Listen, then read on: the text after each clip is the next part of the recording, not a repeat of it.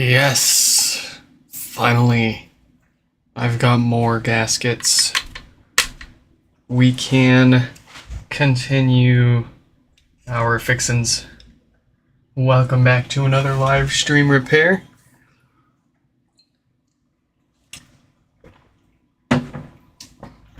We have been putting off some work the past few days with the excuse that we've been waiting for more parts to show up, and well, the parts are here, so we will finish Jonathan's up first here. We already fixed it up in our last live stream repair.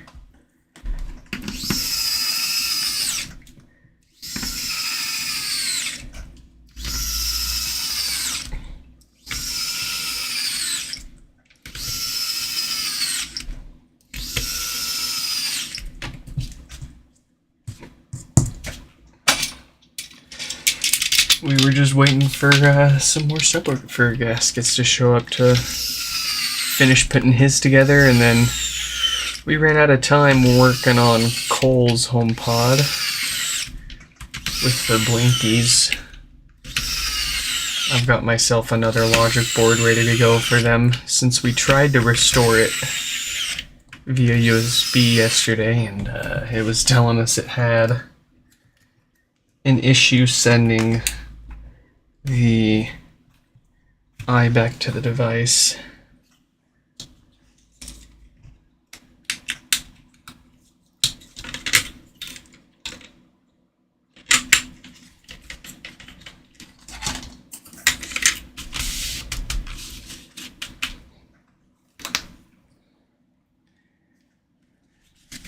Basically, it just means there's some kind of hardware issue with their logic board. So it's not going to be as easy as plug it in and click restore this time around.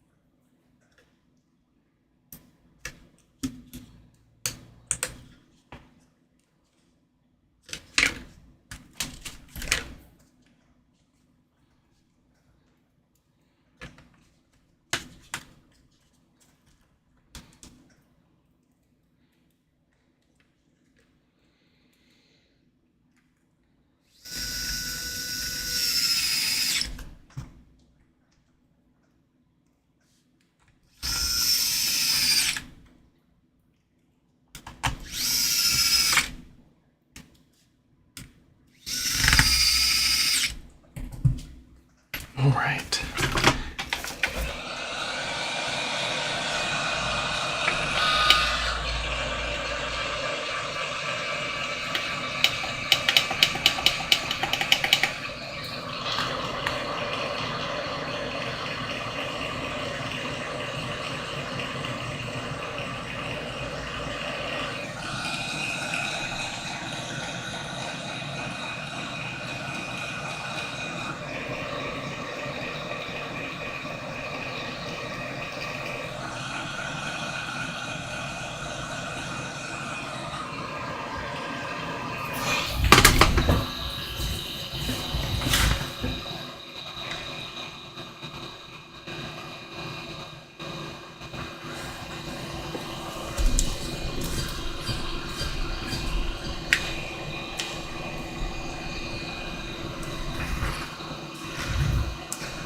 Alright, we already knew this one was fixed up.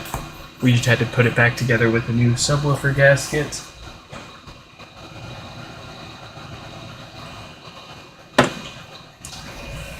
That's all good.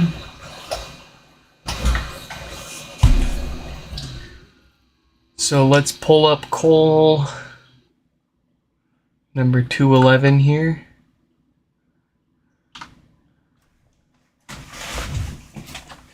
We'll shoot them a quick message.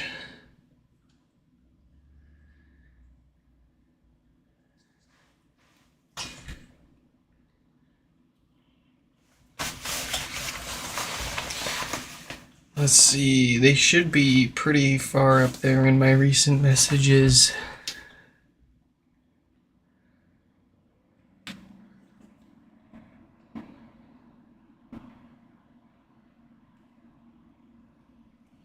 There we go. Alright, Cole has been notified.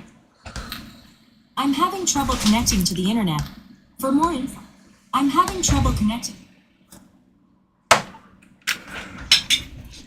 Jefferson's as good as new, if not better now. Alright, let's get back to Cole's here.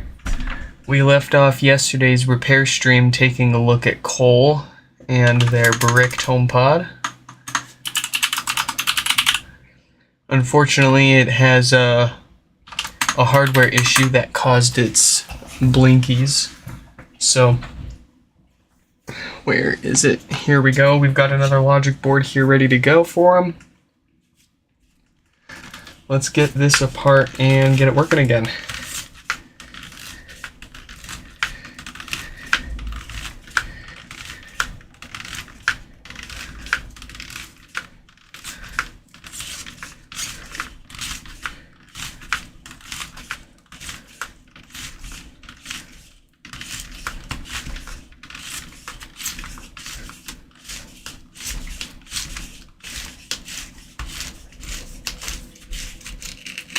Raj, what is up? Welcome back. Good to see you with us again. I hope everything and everywhere is well and fine with you. Hope your New Year's still going great.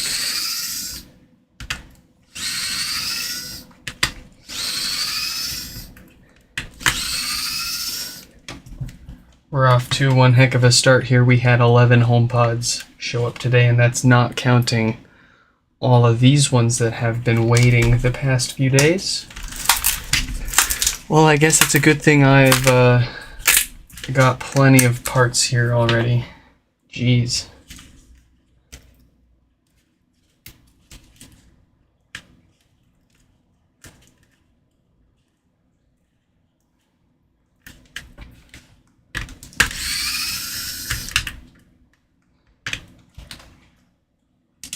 Who dares disturb my do not disturb?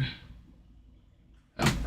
Someone is asking to possibly purchase one of our USB adapters.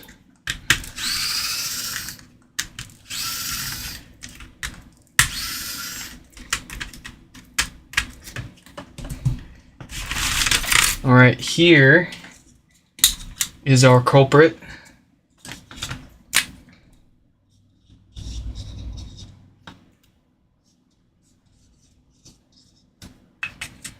That is the error that we get trying to restore it. Possibly invalid IBAC. I haven't determined exactly what hardware failed on the logic board that causes that error. Just haven't had the time to explore all of those yet, but we do have some spare logic boards to get this going again without delay. So that's what we're going to do here. But we're not just going to swap the part that went bad and call it good. We're going to get all the way into the amplifier and do a little bit of maintenance. Since they're already paying for the full hardware repair, we will prevent the other more common issues from happening to this one and giving it a reason to come back to us. The two main things that we're looking to prevent are no power and death farts and other bass issues. Primarily death farts though. So we replaced the 4 DC filters that decay over time and go bad, as they all do. We get those replaced so it doesn't have death farts anytime soon. And then we will see if it needs a new Schottky diode to prevent that infamous no power issue. And we'll take a peek around at everything else, make sure there isn't anything that sticks out to us.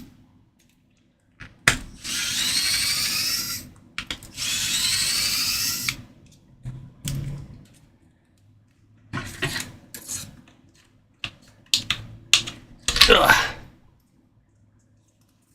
Don't need that.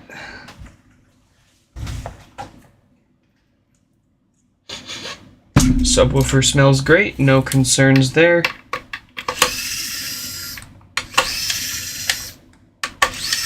Joseph, what is up, what is up? Our favorite lurker, welcome back. Ooh, my arms are sore. I was, just before this stream, I was working on my twin turbo Z. I bent a few rods with bad fuel injectors. I didn't know they were new, but they had leaked a bunch of fuel into my cylinders and hydrolocked the motor when I went to go start it one day, and it severely bent 2 rods. If you want to see photos of those rods, I've got them on my Twitter, Unbendable Straw, and on my Instagram, 30_2_Zs. Or if you just search 32Zs, I guess you might find it. I've got a link to it on my website, too. But, man, I turned those rods into bananas with nothing more than just a couple of bad fuel injectors. Brand new, too. But I finally got both of the cylinder heads put back on. I would have had it done a few days ago, but I messed up trying to get one of the cylinder heads on, and I destroyed a brand new $50 head gasket. So I had to order another one, which FedEx felt like not shipping until way too late. So here we are. But I got it all together. All I have to do now is put the intake accessories on, drop the engine into the motor, and pray to God I didn't mess anything up. Cause that I mean, it's not my first time. I have rebuilt the motor in my Z31 plenty of times, but this has got 2 turbos and twice as many cams as my Z31. Lots of little parts and little complicated doodads.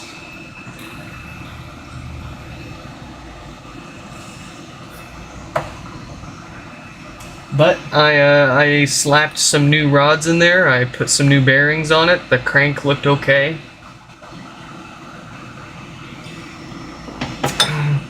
So I'm just fingers crossed that I can get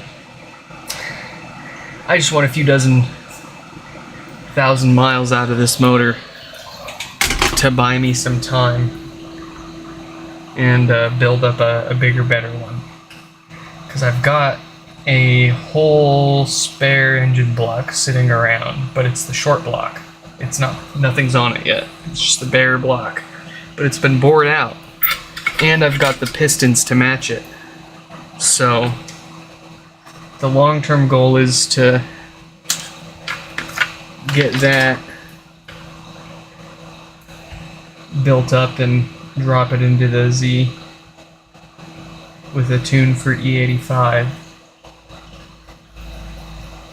But that's going to take a while, and I expected that. I did not expect the motor that I currently have to go kablooey after being rebuilt twice within the past 6 months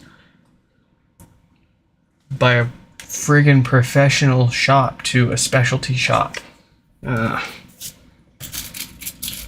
Whatever. I'll do it myself. I gotta do everything myself these days. Can't trust no one.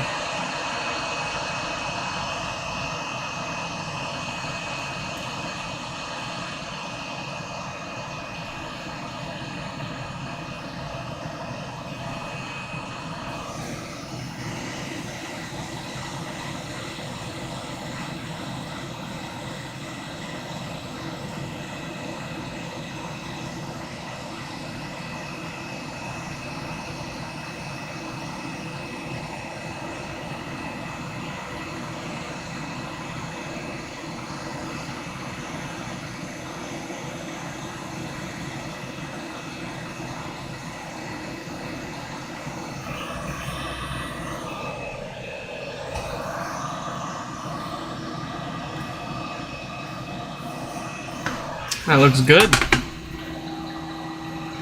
What do we have for a Schottky diode? Ooh, 48K. Yes, those are the date codes we're looking out for to fix or prevent no power issues. This is the most common failure in these HomePods, is that 48K dated diode blowing up for no good reason and killing the power. Oh, my wife just pulled into the driveway, so folks, give me just a minute. I'm gonna help her bring stuff in and we will be right back here with it.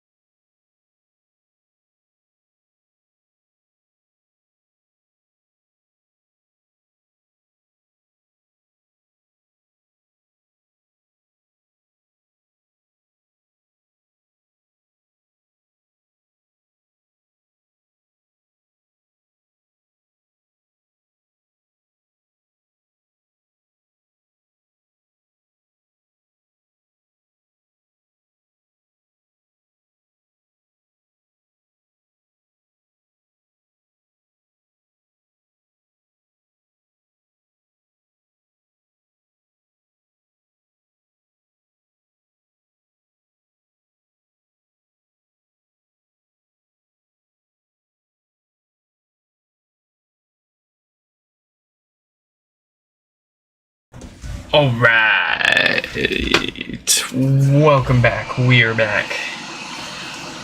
Let's get this maintained, and let's try to cruise through the rest of these pods here. I hate making people wait. And these folks they've been waiting for a few days. Much longer than I originally promised. And I know, most of these people, their HomePods have been sitting around for weeks, months, years, already broken. And a few more days won't hurt them. They don't mind. But there's something about being able to fix this stuff the day that it shows up and then shipping it back out the next day for folks and them just going, wow, that's awesome. It's magic for them.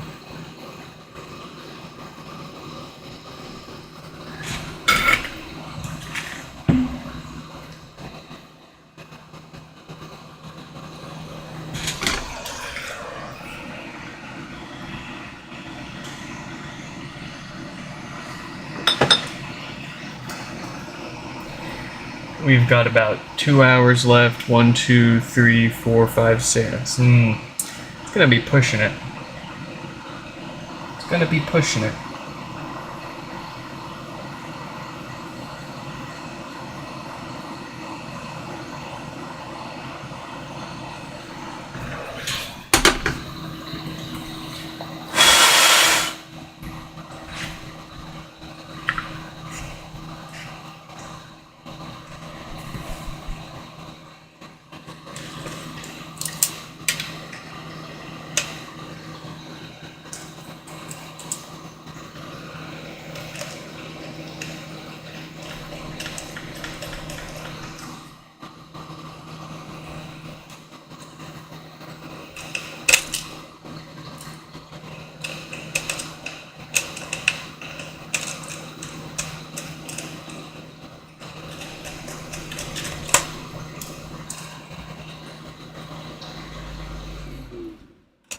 We've got until 5 o'clock. That gives us 2 hours. How many more do you think we'll be able to get through in that time?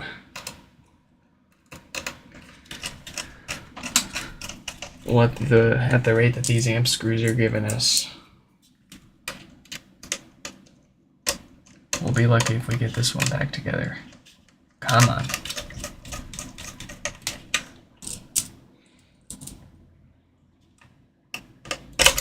Ah, come on.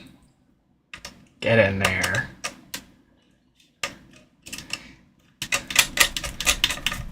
You weren't that difficult to come out.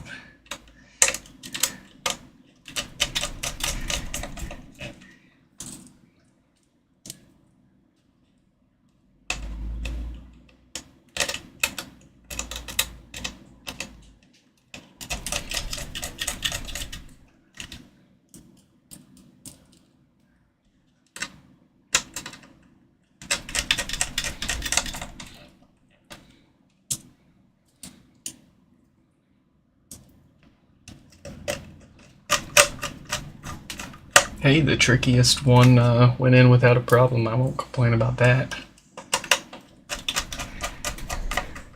Oh, but 16 head bolts in the engine that I was working on, and the torque sequences, you tighten them all down to 30 foot-pounds, and then you tighten them down to 90 foot-pounds, and then you loosen all of them and then do it again. You tighten them to 29, tighten them to 90. And that is one heck of a workout, especially when my torque wrench is only a foot long. I need to get a nicer torque wrench if I'm going to keep doing that kind of stuff. I'd like to get my hands on a good 2 or 3 foot long digital torque wrench. Oh, that'd be so nice. I wouldn't absolutely loathe having to do the head gaskets on my cars if I've got one of those.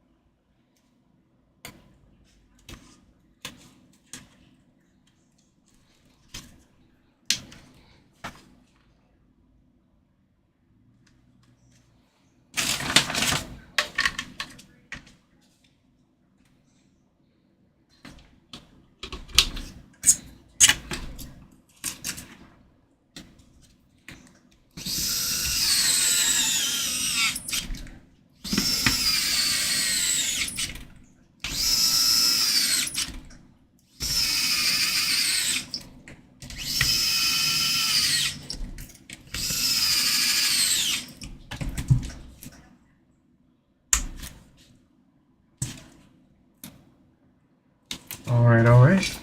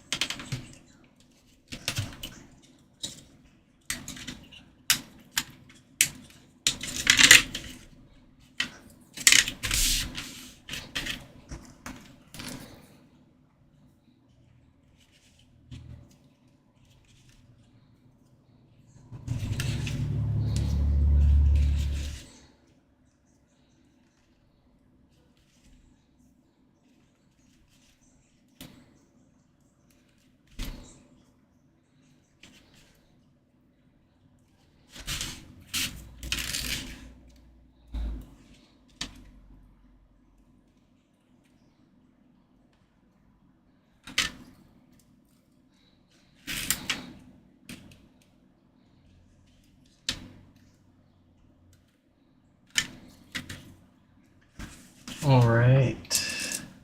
Let's get this buttoned up. I realize I say all right a lot. I don't know why. I guess it's better than saying like every 2 or 3 words. That's burned into my memory. In elementary school, I think like 4th or 5th grade, they had us do this like exercise where we pretended to be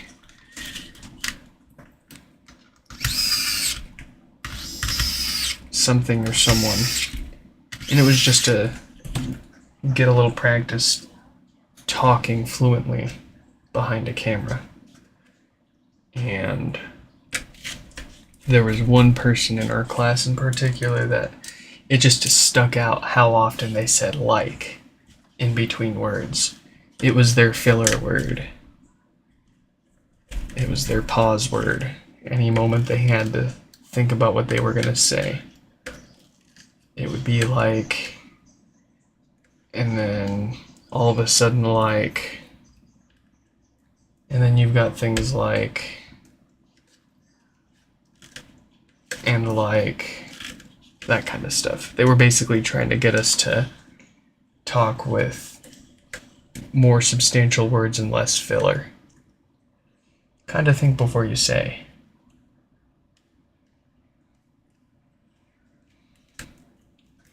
I thought that was pretty cool though. Not sure how many 4th and 5th graders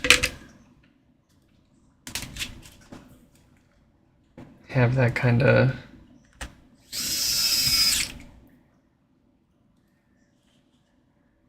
get that little extra bit of education or what. Or maybe my education was a little behind and they didn't, you're supposed to learn that kind of stuff earlier on.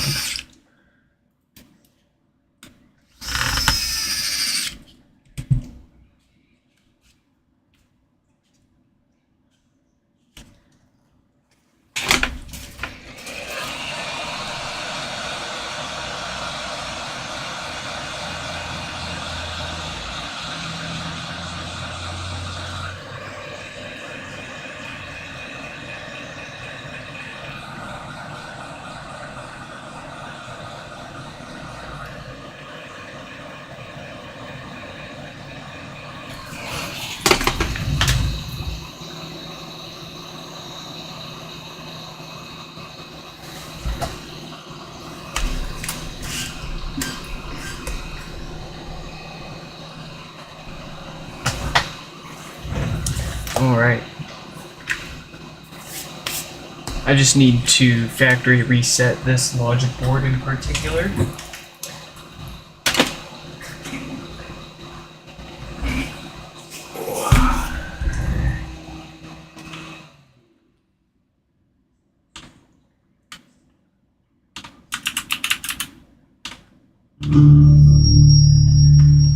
Oh, it's already reset. Beautiful.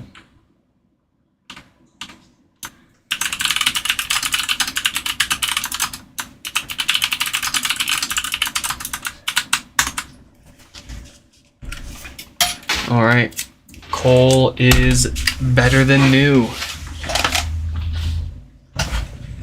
Let's get DC 189 up here.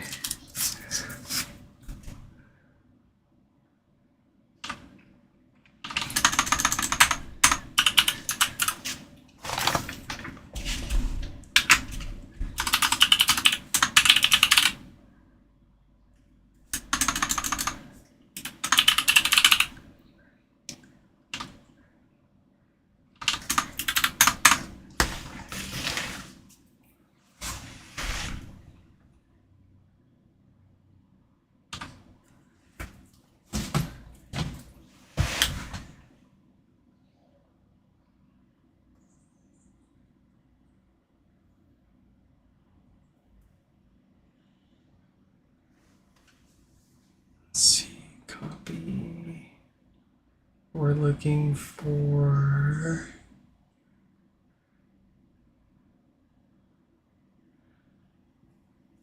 Let's see.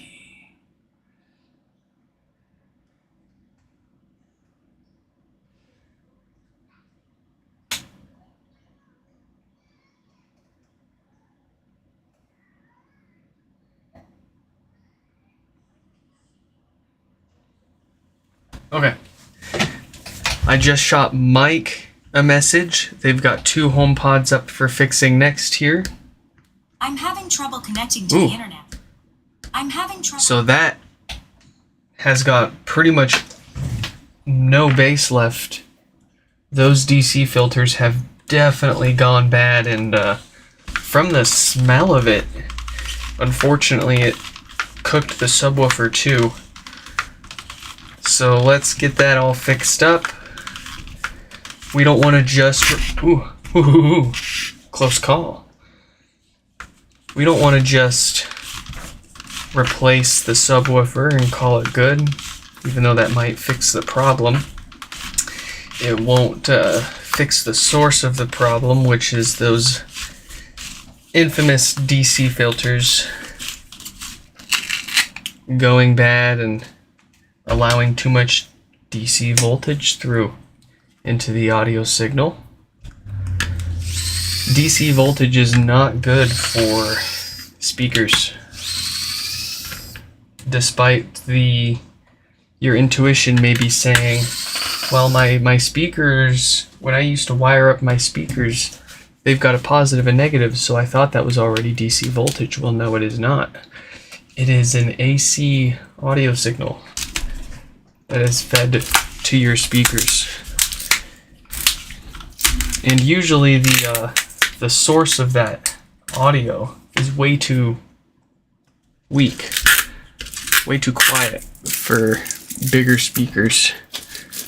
So what they do is they amplify that signal. They use a Class D audio amplifier inside of the HomePod. And one of the unfortunate side effects of Class D audio amplifiers is DC offset. It's kind of inevitable. But what you're supposed to do is filter it. Apple's, the way that they designed this...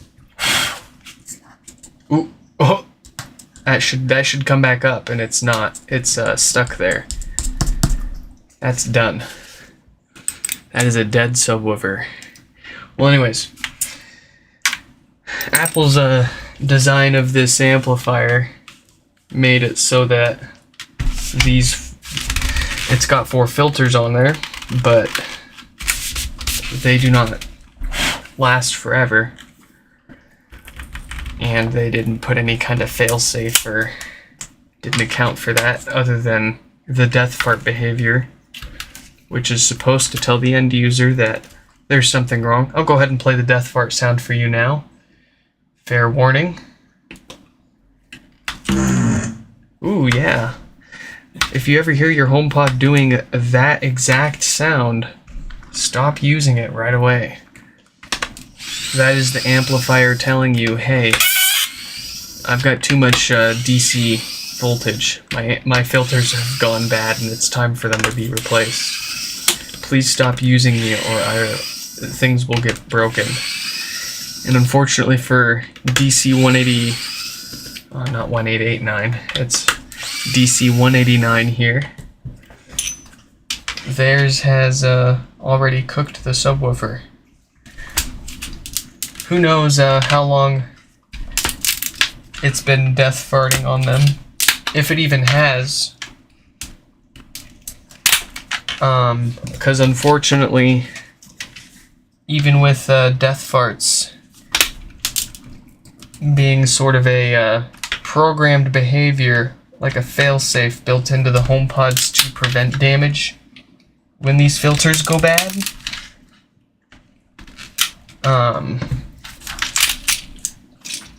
that threshold is unfortunately too high, and it takes far less filter failure to damage the subwoofer than what death farts can actually be triggered at.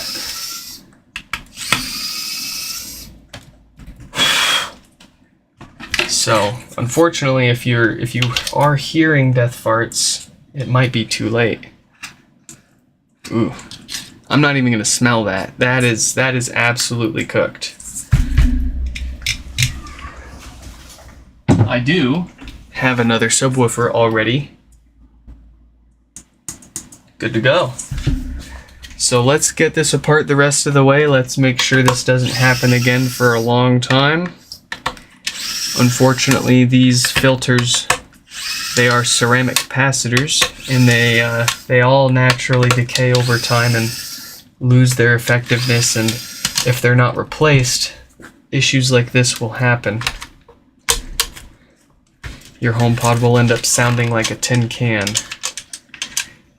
instead of a true full spectrum speaker.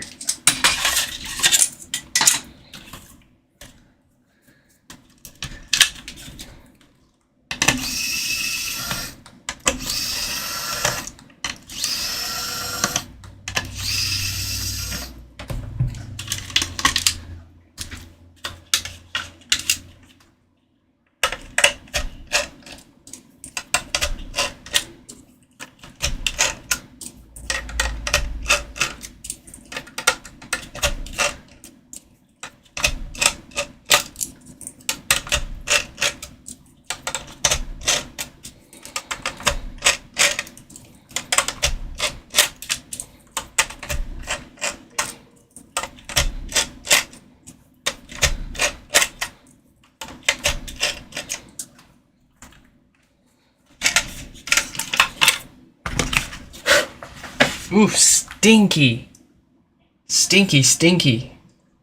That subwoofer totally stunk this stuff up. Alright, well, here are our filters.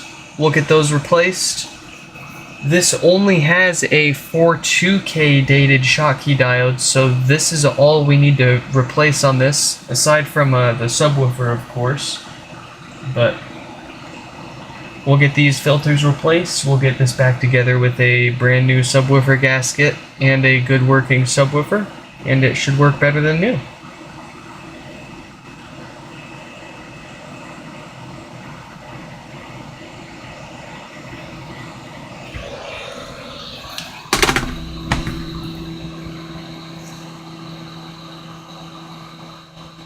Stinky.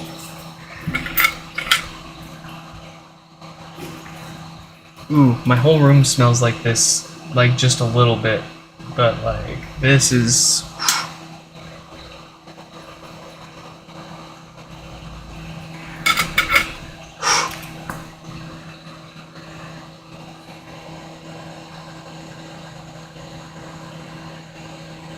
I might have to Febreze this one before we send it back.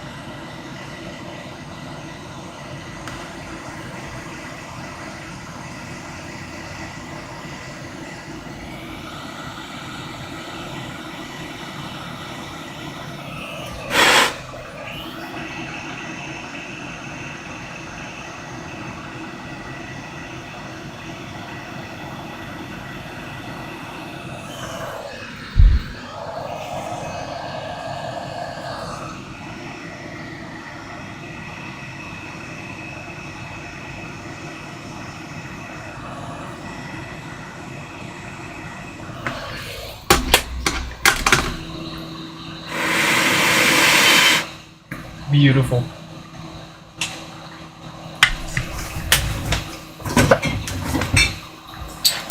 For such a fine job, I'll treat myself. Cheers, folks.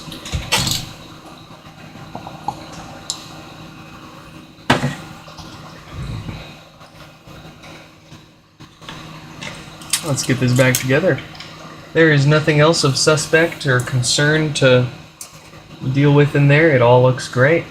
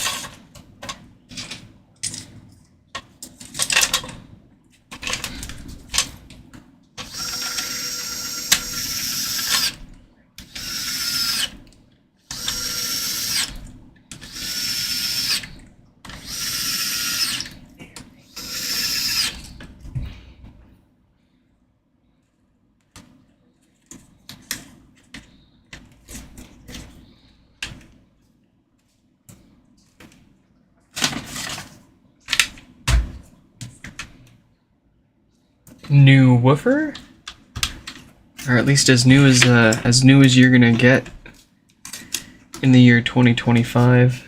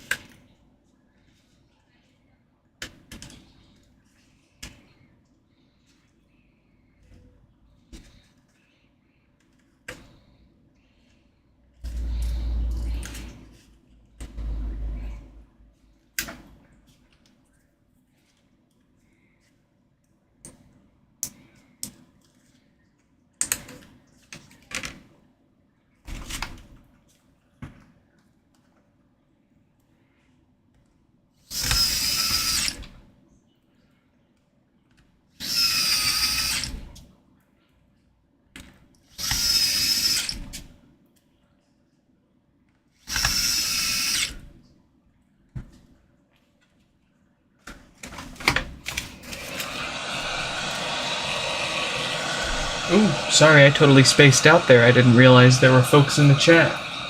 Andro, what is up? What is up? Welcome, welcome. Steezy, what is up? Welcome. Welcome back.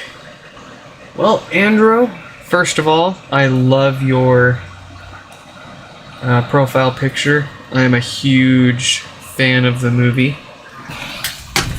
Second of all, we are fixing up some first generation Apple HomePod smart speakers. If you can call them smart. I think they're pretty smart if you ask me, but a lot of people have their complaints about Siri. This one in particular is not the usual power issue, but it had basically no bass. Those DC filters went bad and roasted that subwoofer speaker, so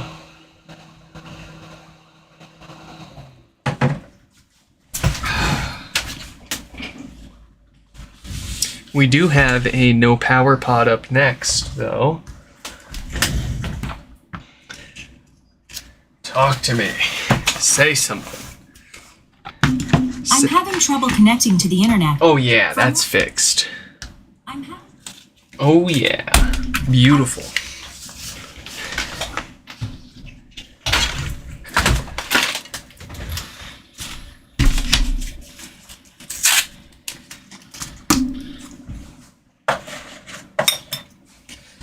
Alright, now we've got Mike. Mike sent in 2 HomePods actually. This is the first one. The more difficult one, I guess, although both of these will be effectively getting the same treatment. The second one he sent in works fine for now, but we're going to take it apart and do the same repairs, or we call it maintenance, as this repair, so that his second pod doesn't experience the same problems that this one is getting fixed up for. And it's most likely the usual. We've got a shorted diode on the amplifier through no fault of anyone other than the manufacturers, because they had 2 weeks worth of these diodes floating around that weren't made to spec.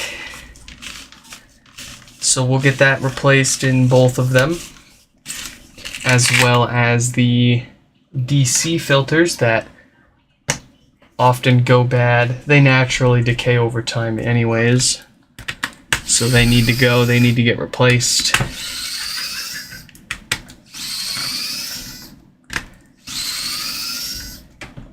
But we'll get that done in both of Mike's HomePods.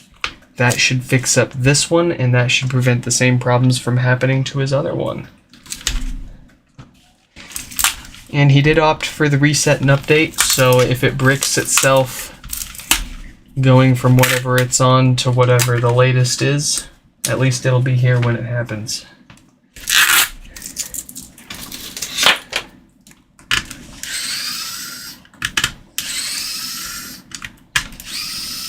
Let's pick up the pace.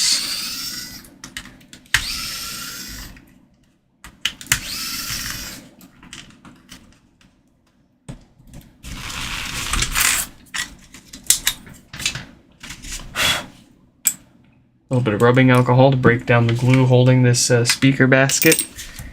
It doesn't seal anything, it just makes everything more difficult for us.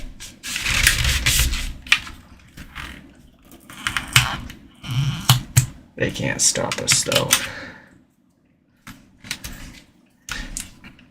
Well, I mean, if they somehow came up with some form of cease and desist that told us to stop fixing these, then I guess we'd have to, but I'd find a way around it.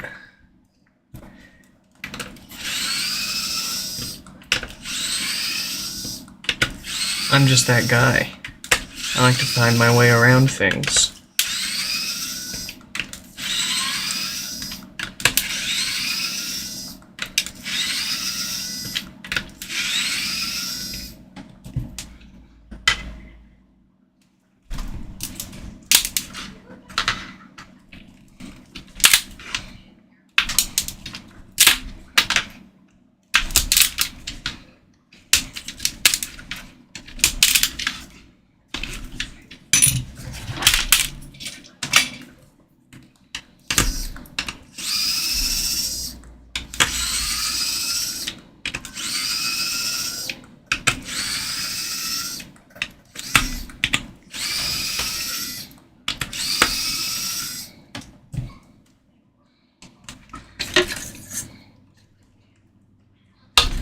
Oh, and we'll replace the old crappy foam subwoofer gaskets in these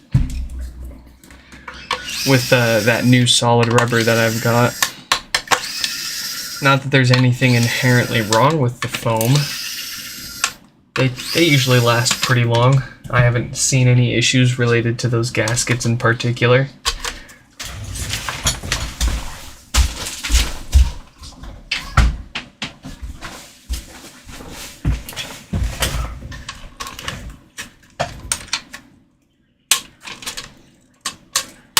But the rubber will last longer, and it's not as porous, so it does give a slightly noticeable improvement in the bass response. So it's a nice little upgrade that we include for folks. Sorry for my kid in the background. You know, she just turned 2, so what can you do? It's a test of your patience, and I believe the better that you can handle it and react and handle her situations, especially as she goes through those terrible 2s, the better that she'll learn how to cope with the similar or more difficult problems in her life.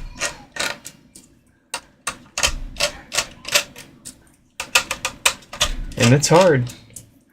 Sometimes you really want to yell at them, you want to tell them to knock it off. Oh, my mom would beat us. I mean, not like, it wasn't awful, but, you know, she'd give us a smack, or she'd spank us. So, my instinct is to want to, you know, smack my kid, but I'm not going to do that. It's not necessary. All it teaches them is fear and how to avoid punishment. It doesn't teach them right from wrong. It just teaches them how to avoid being caught. Alright, here we are at our filters. These are what went bad in the last HomePod and caused their bass issues. So we're going to get these fixed up first. And then we'll flip it around and actually replace that part that causes the power problem. Meat Man, welcome back. What's the cheapest way to ship me a HomePod to fix from NC? From anywhere in the United States, the cheapest way to ship anything to me is going to be through a label broker. Not going to UPS or USPS directly, but going online. And by label broker, I mean sign up for Pirate Ship, or like there's other ones out there like stamps.com and what have you, but all the other ones that I've seen are paid. You have to pay to use them. They give you free trials, but at the end of the month, you have to pay for it. And that kind of negates the discounts, in my opinion, especially if you're only shipping 1 or 2 things every once in a while. I love Pirate Ship. I love those guys so much. It's absolutely free to use them. You have access to UPS and USPS labels for as cheap as you're ever going to get them, unless you create a commercial account and ship so many things with the carriers directly. You're not going to get cheaper rates than through Pirate Ship. And that's what we use. That's what I've used for almost the whole time we've been rocking it here. The past few years.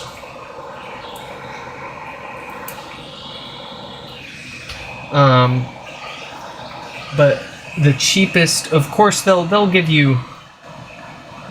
What I love about Pirate Ship is they give you options all at the same time. You plug in your package details and where it's going, and they give you a list of options from all the different shipping carriers.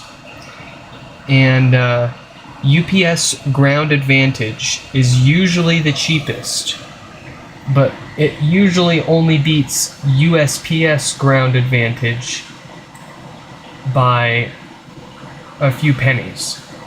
And I would much rather ship USPS Ground Advantage than UPS SurePost, because what UPS SurePost does is passes it off to USPS for final delivery. And twice now, I've had packages get lost in that handoff between UPS and USPS. So I don't trust like that. Goof up once, that's okay. Goof up twice, I don't trust no more.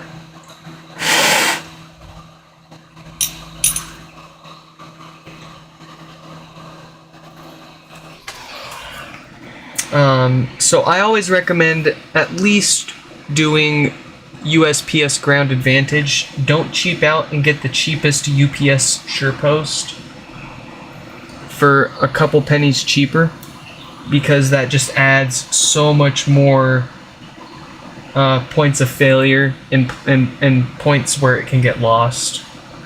And it adds an extra day of delay, which doesn't matter to most people, but hey, a day's a day. You can get a lot done in a day. And what better to get all that stuff done in a day than with a HomePod jamming out?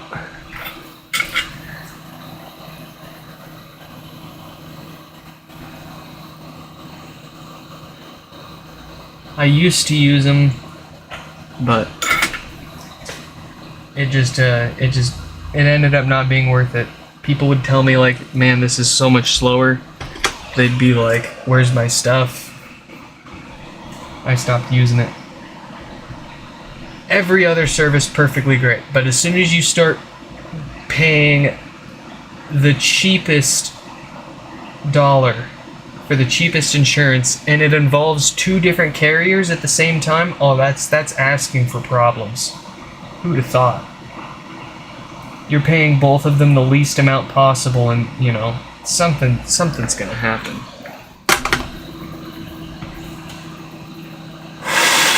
And it was fine for a while. I used it for like 4 to 6 months without problems.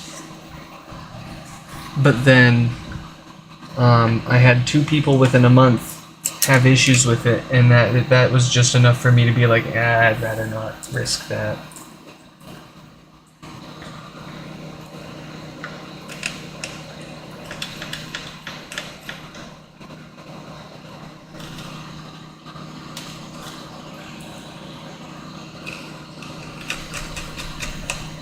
Pirate Ship didn't let me send my iPod because of the battery, but I did indicate it contains hazmat. Interesting. I would have feigned ignorance and said, I would have pretended I didn't know better and just not said that it had a battery, but you don't want to mess with that kind of stuff, because that results in, you know, that affects how they ship it. Or where they pack it. Like, for example, if it's getting shipped on an airplane, it's important that they know what's inside of it, so they know if it needs to go into a pressurized cabin area or not. Things like batteries, too. They need to know if it has a battery in it, so they can ship it with that in mind. In the event that it spontaneously explodes and catches fire, or if something else caught on fire and set it on fire too. It's not just the risk of it exploding, but the risk of what happens if it caught on fire from something else. What could happen from that? So it's important that you don't lie to when you're shipping stuff. And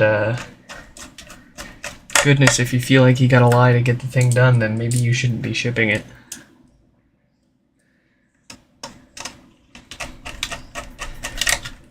Oh man, I'm so excited to do that too. Something other than a HomePod. Alex here sent in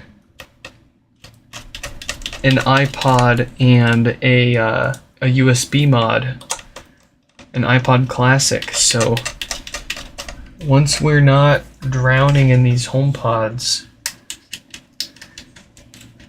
I think this weekend we will be able to play around with some of these fun repairs that we've had waiting here.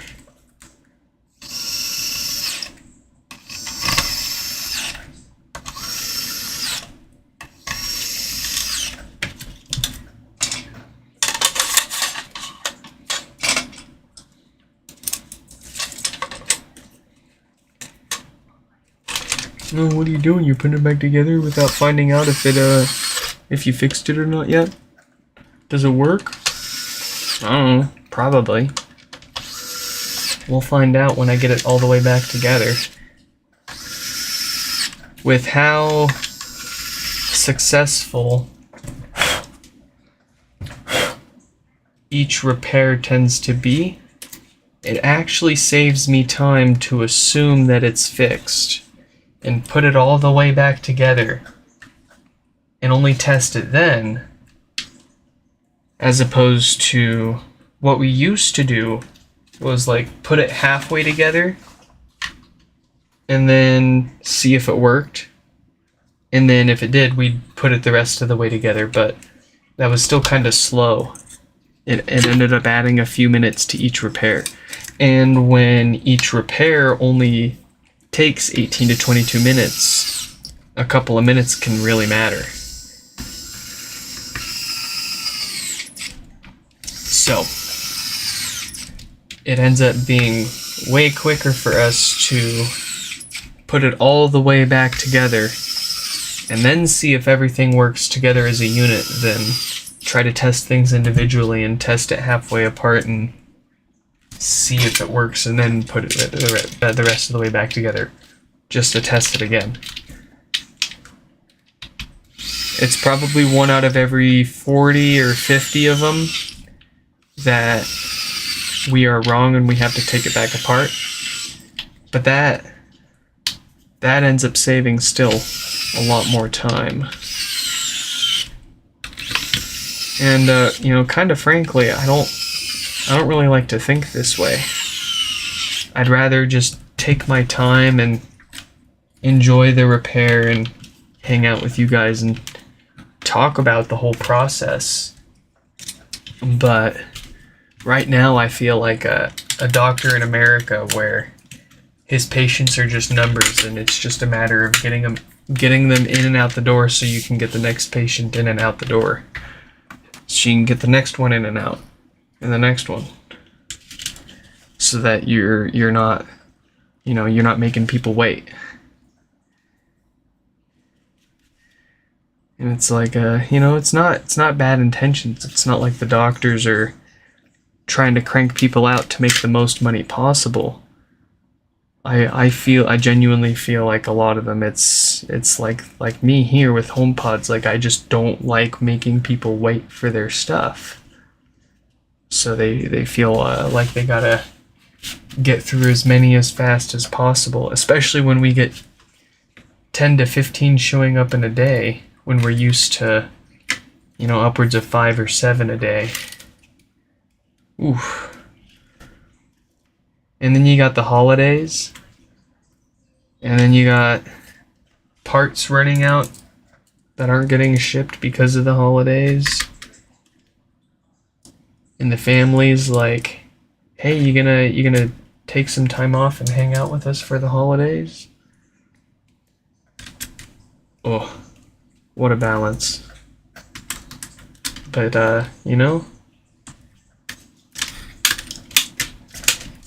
I think I would go out on a limb and say that like HomePod repair customers are by far and large some of the nicest and easiest and most understanding out of any customer facing job that you would end up working in to deal with. I haven't had a lot of customer facing jobs, but I've done call center jobs, and I frequently do customer facing support for my day jobs to help around at my day job. So I've gotten my fair share of irate customers, be it justified or not. And I haven't had a single problem with a single person fixing any of these HomePods, and we've dealt with probably around 3,000 people now. We've fixed more than 3,000 HomePods, but there's a lot of you out there that have a lot of HomePods, and it's not my business what you're doing with them. I mean, if you're buying them, if you're buying broken ones for a great deal and you're making money paying me to fix them and reselling them, more power to you. As long as it's getting these things out of the landfill and into more people's hands, that's what I care about.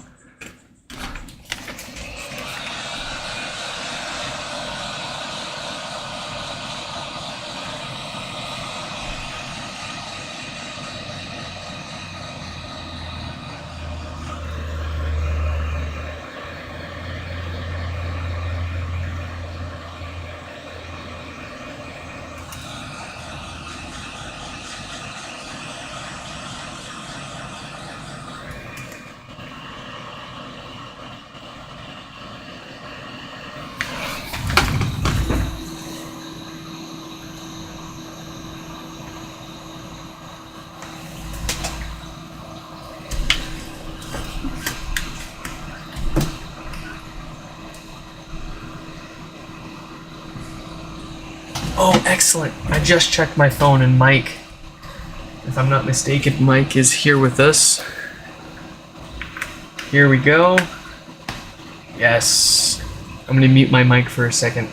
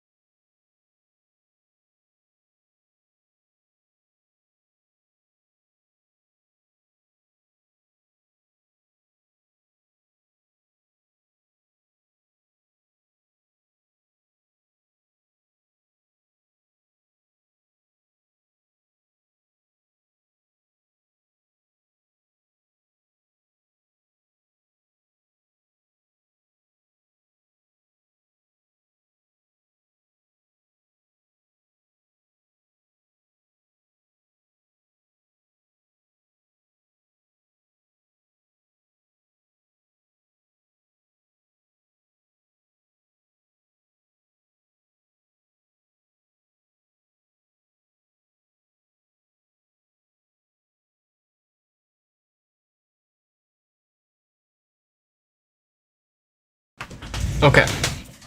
Looks like that phone died, so I guess I'll just turn that camera off. I'm having trouble connecting to the internet. Yes. I'm having trouble connecting to the Yes.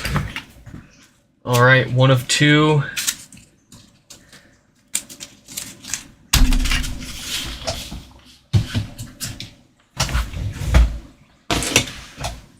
Let's get the second one up here.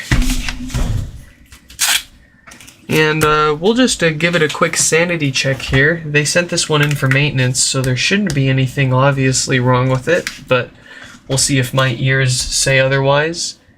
And we'll let Andrew know, number 143, that they're up next. Let's see, 143. Oh, of course, we texted them, so we'll text them a link here. Copy that. We've got blah blah blah, blah blah blah, blah blah blah blah. You don't know how bad I want to read these phone numbers out, but I can't because I don't want to, dox people. Makes it kind of difficult. Ah, found them. Here we go.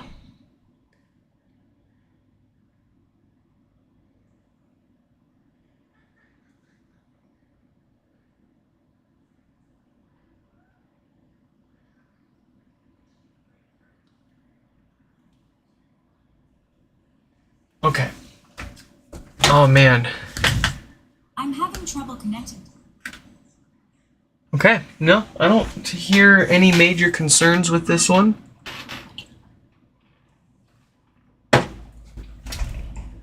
But we will, let's go ahead and crack this apart and make sure that there won't be any concerns with this one in the near future.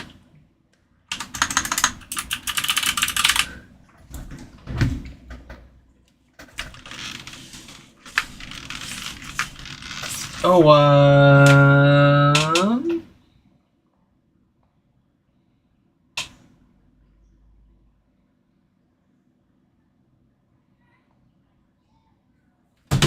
I want everybody to thank Mike in the chat for their service. They are well deserving of it. So give them a quick thank you.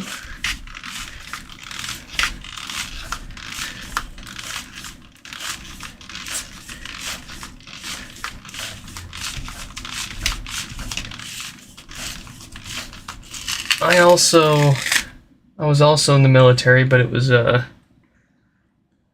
not so awesome as Mike here. I was just in the Army. I was an MP. That was pretty fun. And you might be thinking, what the heck, what is this guy that seems to be a turbo nerd doing as a military police officer in the Army? Well, the logic behind that was, I was 17 years old and basically faced with the option of going homeless or enlisting in the military. And unfortunately, the first recruiter to approach me was from the Army. But I did score really good on all my tests, and I pretty much had a choice for whatever I wanted to do. And I've always been a nerd. I've always liked to take things apart and see how they tick and tinker. I've always been the guy that my friends and family go to get things fixed. If it wasn't, if they didn't know of my friend who was way smarter than I was at fixing stuff, but on more of like a software level. But I learned a lot of what I learned about Windows machines, be it hardware or software, from him. So, anyways, I was approached by the Army recruiter before anyone else, and I kind of wanted to go into the Air Force or the Navy, but the Army recruiter came to 17-year-old Nick, and he was like, you scored great, you could do whatever you want. And I was looking through the list of jobs, and military police stuck out to me, and I was like, yeah, I'm good at computers. What if I, expand my skill set? That was what I told myself. I'm good at computers. Why go into the military for computers if I'm already good at them? How stupid was that? But I still had one heck of a time. I ended up picking military police and training at Fort Lost in the Woods, or Fort Leonard Wood, I guess. Sorry. And it was really long. I think it was I have to look it up now. What was it?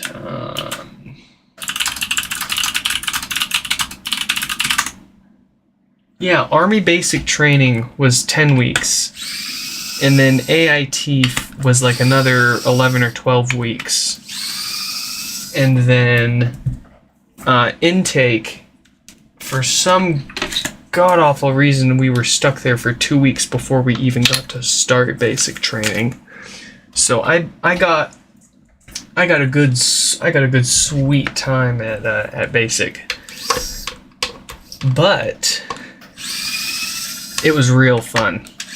That was so cool. And let me suggest to you, if you are thinking of enlisting in the military, and I speak only for the U.S. Army, but I'm sure a lot of this can follow to the other branches if they train similarly. If you're thinking of enlisting, and you're given the option of doing basic and AIT or specialized training for your MOS in split up chunks, like you go and do basic for 10 weeks and then you go home and then you come back later and do AIT. Don't do that.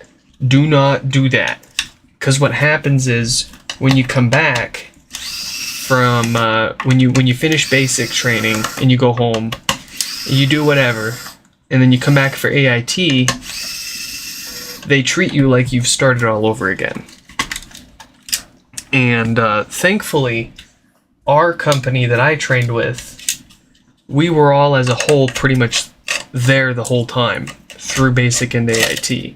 But the company across from us, after we had graduated from basic and gone to AIT, they brought in basically a whole company of people that had chosen to split.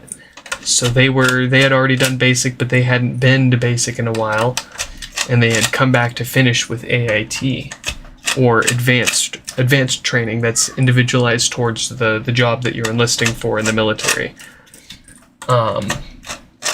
And they had pretty much treated them like they were day one basic trainees again.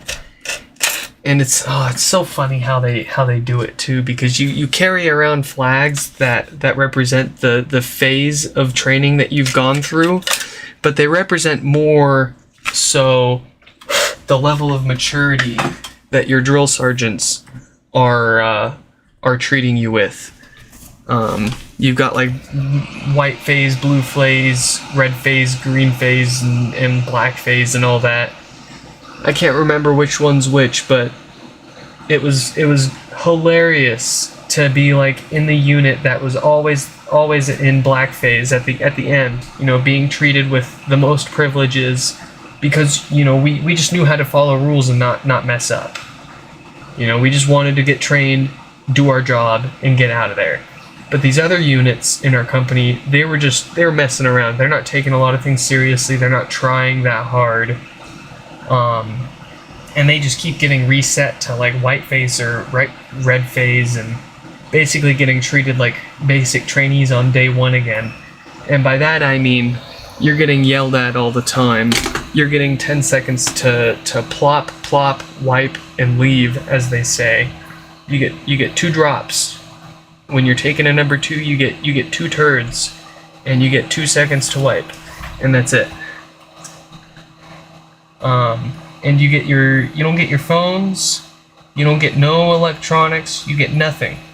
On the weekends, we're training. There's no breaks, there's no freedom, there's no going around and having a fun time. It's purely getting better at what you do. Unless you proved that you were good enough already. And then you got special privileges like being able to walk around base on the weekends and eating whatever you wanted, and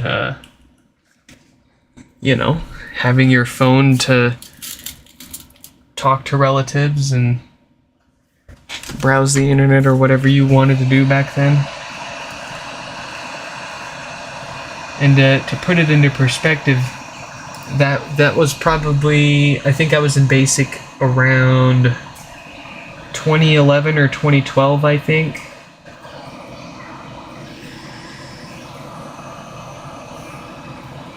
So the smartphones back then were like the Galaxy S3 and the iPhone 3G, that kind of stuff. So technology was like just starting to boom, like and start to really miniaturize, and you started to really see that significant improvement in everything with each new release. Like each new thing was an actual upgrade, not just an incremental step.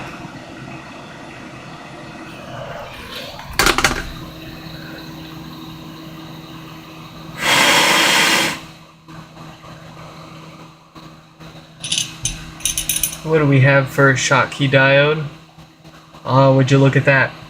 48K. The same one that we saw causing power issues in the other one.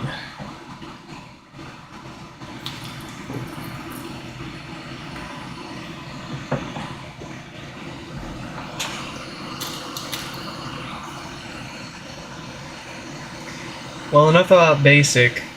I never heard anybody really ever talk about their basic training experience when they talk about their Army service. They usually have more exciting things to talk about, like their deployments and exciting things like that.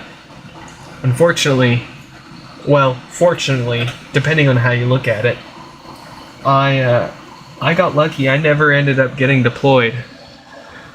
I ended up coming home from AIT and getting into my unit like the day after they deployed. So I was in rear detachment, staying at home base, basically making sure things ran smoothly from home for the unit. And then by the time I was up to renew and decide whether I should stay in or get out, my unit was gearing up for the next deployment. So I had the choice of basically re-enlisting and getting deployed, or not re-enlisting and doing something else. And I chose to do something else. It wasn't for me, but I did have a lot of fun while I was there. When my unit got back from deployment, we moved from the Centralia Armory, like south of Olympia. Screw that place. To JBLM, or as a lot of people like to joke about, JBLM, Joint Base Lewis McChord Air Force Base, believe it or not. And our unit it was so fun, because we would just gear up and go on patrols on base. We were like real police, but on a military base. It's like a step up from a mall security guard, but it's still a step down from like full-on law enforcement police officer, if you know what I mean. Because you still go through all the training. Everything that you carry, you have to get beaten with the exception of the gun, basically. Obviously, you're not going to get shot just so that you can have certification to carry a pistol around and shoot people. That's dumb. But the idea behind, and I say this because a lot of people are confused about the concept of having to get tased or pepper sprayed in order to carry the taser or pepper spray as a police officer. But it makes sense, because if you're going to carry that stuff, you carry the risk of somebody taking it from you, and or one of your fellow officers using it and crossfire, and or somebody taking it off of you. There's a million different scenarios, but basically if you're going to carry it, you need to be prepared. The idea is if it accidentally or somehow gets used on you, at least you're prepared and you know how to react and what to expect, as opposed to it being your first experience. You know, if you're trying to take a perp down and you pepper spray them, if it's the first time you've ever used pepper spray and it's a close quarters, it's going to catch you off guard. But if you've been trained on it and you know what it's like when you get hit with it, it sucks a lot less the second or third time. It still sucks, but at least you kind of know. You know your limits. You know what you can do, and I don't know. Maybe I'm brainwashed, and that's completely bad reasoning, and they were just doing it to mess with us. You know, the opportunity to tase and pepper spray a bunch of newbies. Nah. It was fun. The pepper spray, I kind of hated that. I'll get tased. I'll get tased way more than I'll prefer the pepper spray. Like the tasing, I mean, that kind of makes sense. As a kid, for fun, I would go to the local Best Buy and run my finger across the power strip behind all of the display VCRs because they were all half unplugged, and it would zap me along the way. And it wouldn't hurt, it just kind of felt like a funny little vibration to stick my finger in the socket. The pepper spray? Oh, I love my spicy food, but I don't want it in my eyes. Oh, and don't get me started about the gas chamber. The gas chamber in basic training, that was truly awful. I'll get tased 10 times before I take the pepper spray, but I'll take the pepper spray 10 times before I take the gas chamber once. Let me tell you. And I've got a really long first and last name. Like, we're talking 14 letters in my last name. Dominic's my full first name, and then my parents gave me 2 middle names, hyphenated, as if the first and last name weren't frickin' long enough. So, the gas chamber procedure in basic training, in order to pass the gas chamber, you have to take your mask off, take a full breath in, pronounce your full name, the soldier's creed, your social security number, and you have to spell your name. You have to spell your full name out. And all these John Does have it easy. And then I've got me with the freaking 4 of the alphabets smashed together for a name. Literally dying because I have to do the same thing. Oh boy.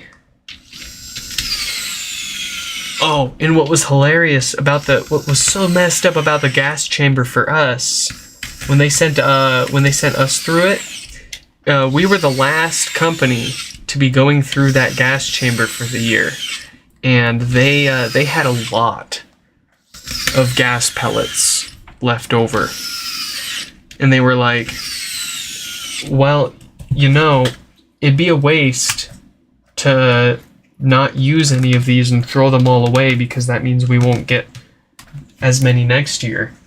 So we're just going to use all of what we've got left on you guys at the same time.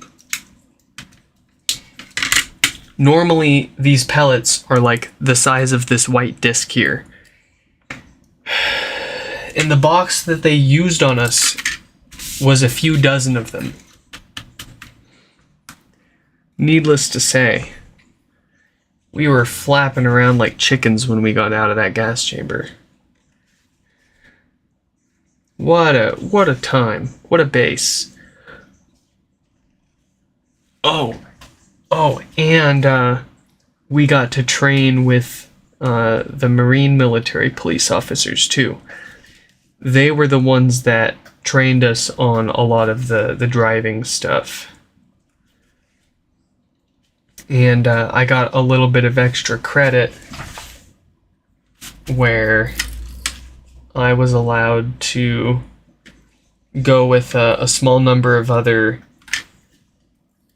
of our company and do a special exercise with the Marines on base, where we did nothing but drive around a course with a couple of Crown Vics, basically role-playing cops and robbers.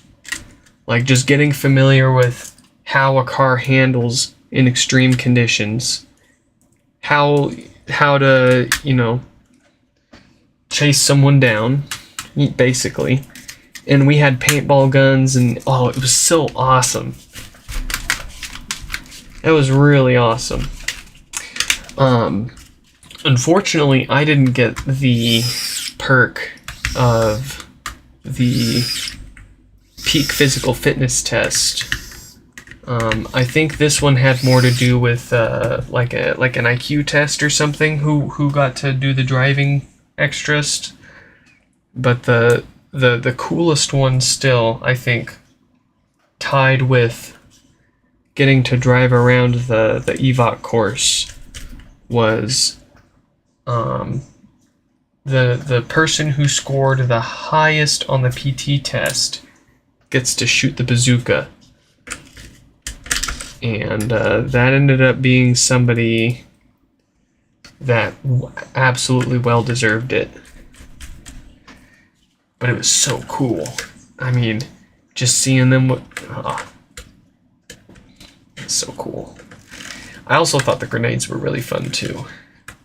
Totally terrifying, like the idea of holding this deadly explosive in your hand that just needs you to pull the pin, and then all the horror stories that they tell you about people that messed up and got themselves hurt not following instructions.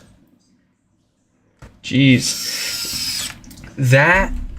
It was the grenades day and the live fire overhead exercise day.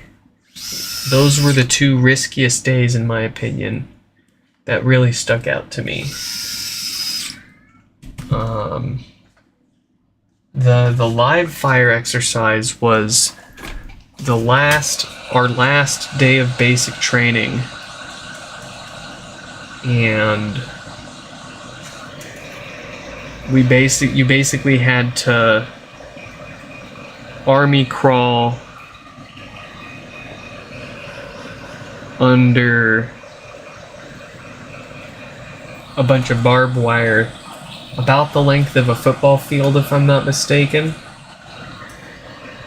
And the twist was they had live ammunition being fired right over your head. And the idea was training you to stay down under pressure and not to pop your head up. Like, if you popped your head up, you were gonna get hit in the head with a bullet, and that was it. You weren't graduating, obviously. You were going where God planned on having you go.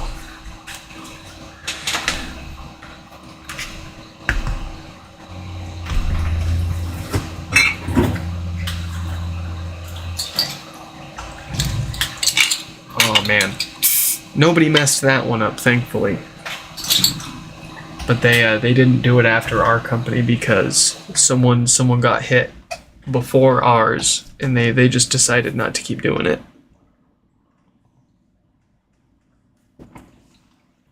Maybe they still do it. I don't know. That's what they told us. They tell you a lot of things to get you to do what they want you to do.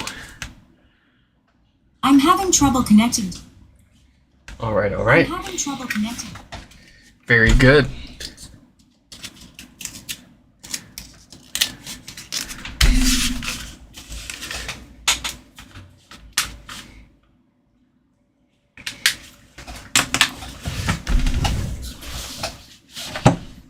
Let's get Andrew up here now. And I think after Andrew, we'll probably only have time for one more.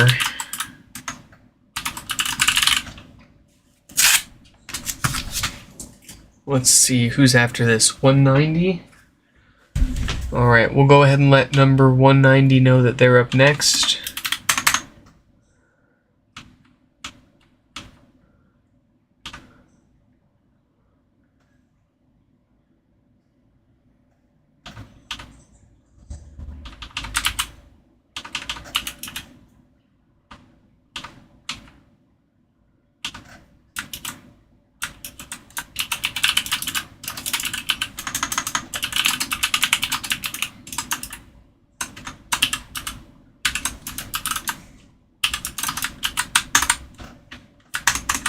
Alright. Number 190 has been notified. Let's see what we've got here. No lights, no power. The usual power draw. Got about 5 watts at the wall. So let's get this apart and get it fixed. Before we start, we've got a teeny tiny little crack right there on the edge. So we want to be careful that we don't make that any worse. I was just about to start right there too, so I'm gonna start somewhere else. We've got a big scratch there too. Not quite a crack yet, but I'm gonna skip that part too. We want to start somewhere that looks nice and solid. So we don't make anything worse.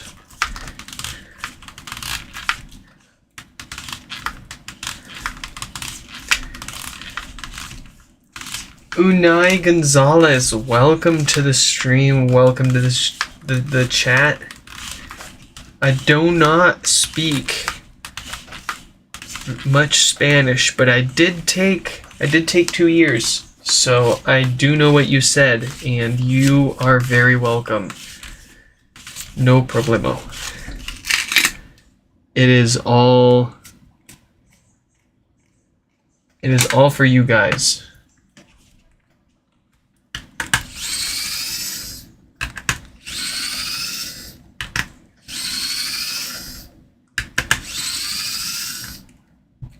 I'm not worried about losing customers by sharing the info on how we fix these things.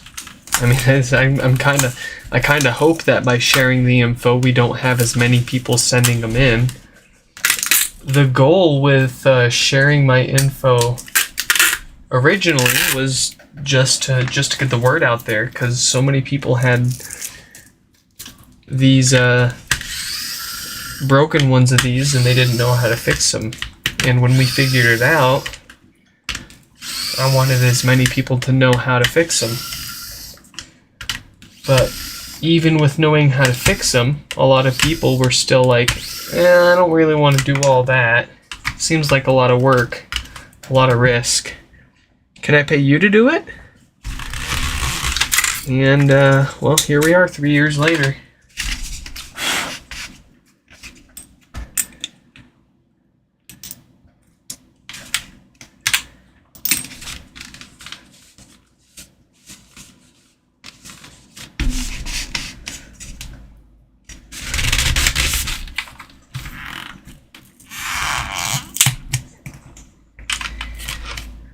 Oh, I do wish if you ever hear of anybody in your country that offers HomePod repairs, I'm more than happy to add them to my website. I've got a whole list of everybody around the world offering HomePod repairs.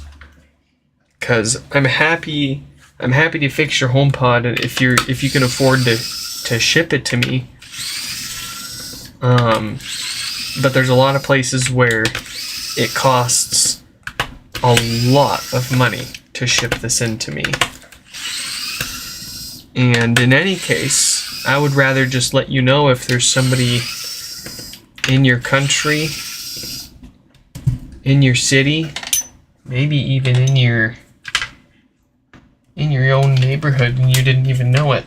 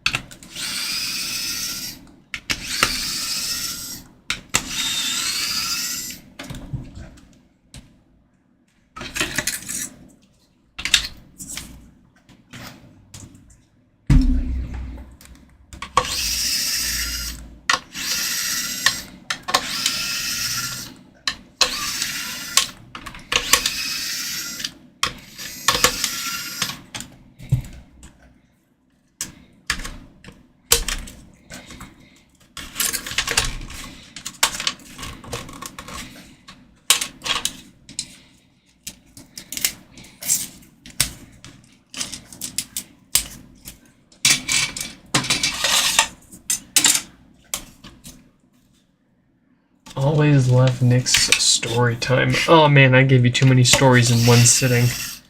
I'm gonna have to scrub this stream so that I can reuse some of the stories for later. I gave you guys some good stuff today.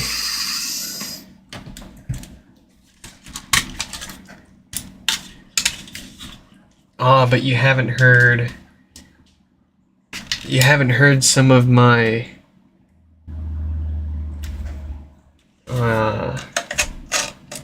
stops.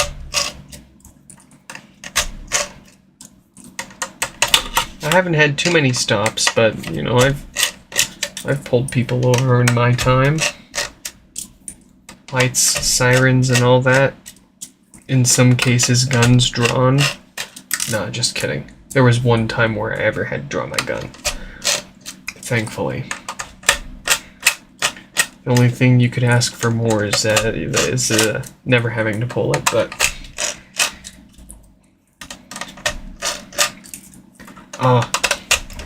I will say the lowest point of all of that was getting stuck with a partner that literally didn't care. And all they wanted to do was park somewhere where it looked like they were patrolling or watching out for people. But in reality, we were just sitting there and watching freaking Family Guy.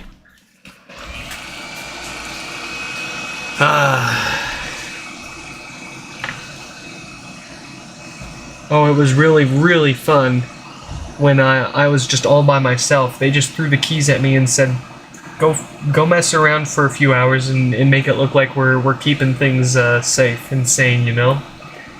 And I took the patrol car and I went onto the trails and I just hauled some ass, man.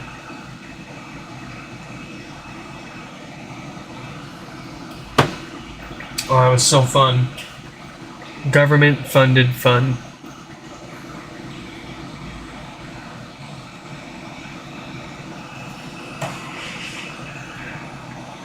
And like, I was perfectly fine to do it too because we needed an officer out in the trails.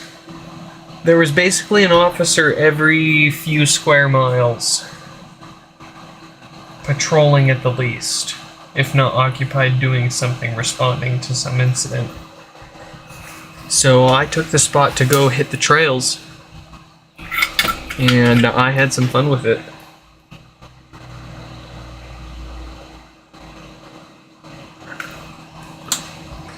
I've got a great photo that I'll post to my Twitter tonight. Go follow my Twitter. It's @unbendablestraw. Funny name. Better tweets.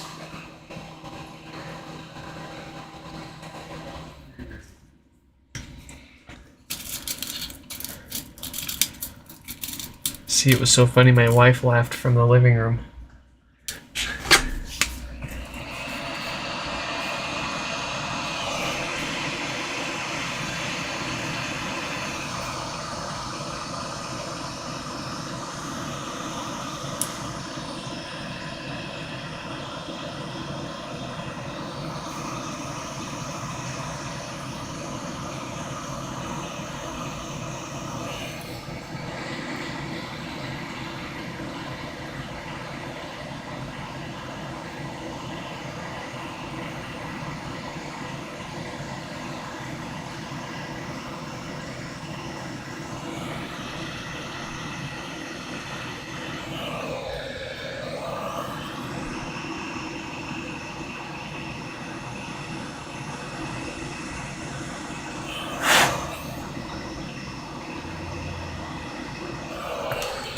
Alright.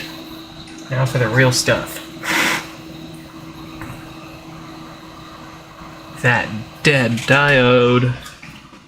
What's its date code? 46K. Nobody's surprised. Let's get that out of here. I am not losing that diode. Where did it go?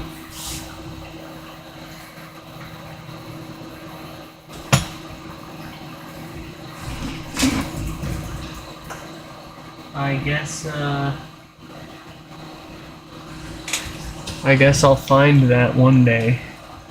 Here's another one.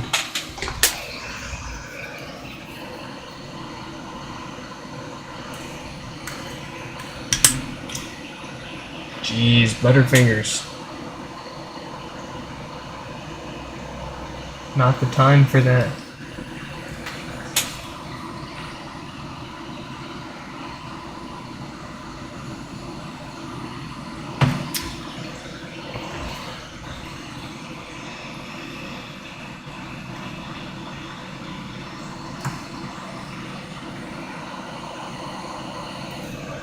There we go. As Chris Fix would say, out with the old.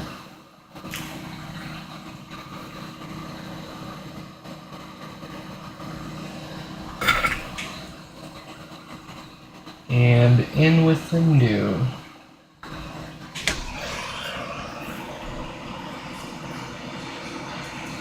Unlike those filters, those 4 capacitors that we replace in every HomePod, that's preventative maintenance to keep the death farts and bass issues away, since they normally go bad over time, whether they're being used or not.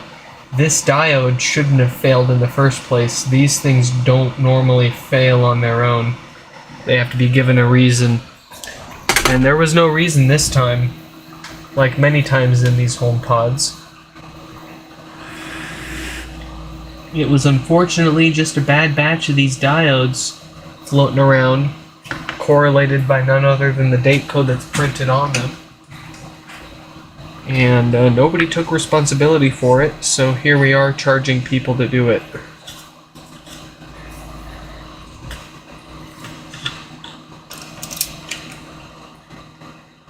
Can't, despite that, it's hard to blame Apple when you look at the numbers, because even if they sold 1 to 3 million of these, that's not even 0.1% if we've fixed more than 3,000 of them. And not all 3,000 of those have been the same no power issue. A lot of those have been plenty of other issues. So more like 2 to 2,500 that we've fixed for no power. Let's go ahead and say a few thousand more that other people have fixed around the world with our info, just to be generous. That's still not even 1%. That's not even 0.1% of the number that they've sold of these around the world to be concerned with. So it's hard to say, but at the same time, we don't know how many HomePods are out there with the very same diode just waiting to fail. That would otherwise result in a HomePod that could work without problems for 10, 15, 20 plus years before it needs something. Usually those filters. Which again, I feel like they could have designed this in such a way that when those filters go bad, because they're all gonna go bad, there's something else there to save the speakers.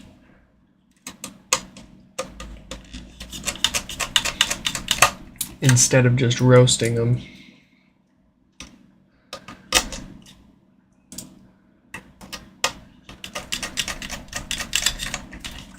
I'm just rambling though.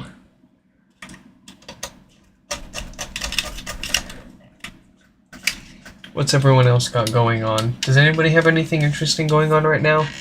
Anybody have any cool projects they're working on? Anybody got any cool cars?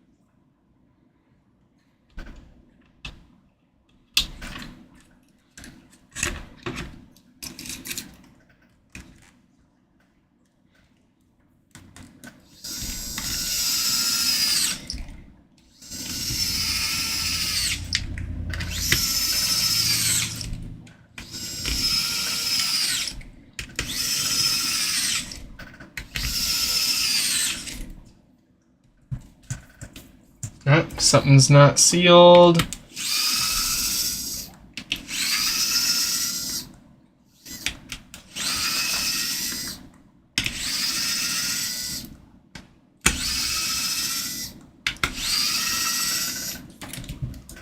What is it?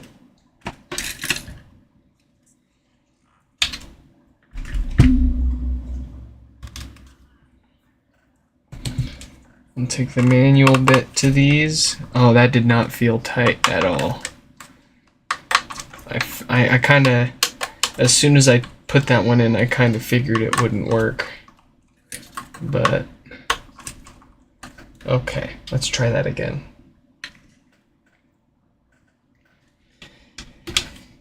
As fast and easy as we make this look, there are a lot of particulars to this that we don't mention. I don't mean I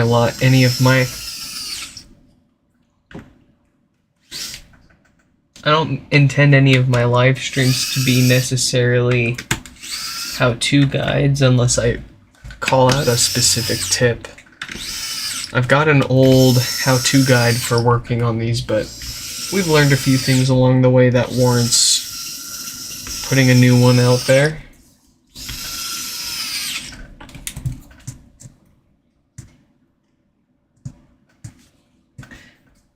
That's better, but it's still not completely sealed.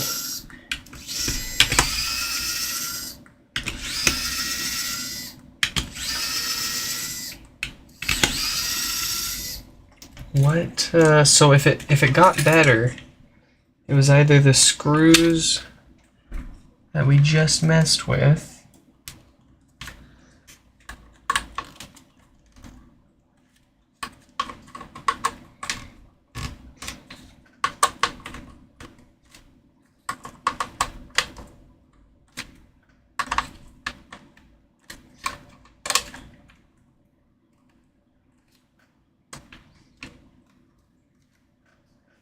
or the subwoofer's bent.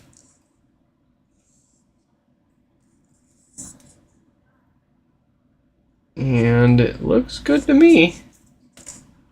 Let's try this one more time.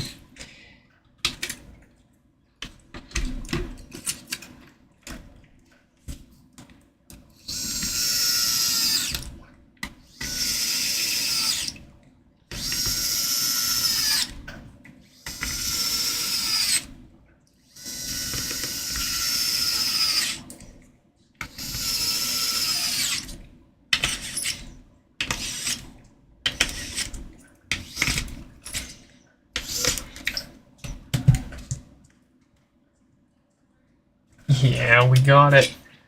That is sealed.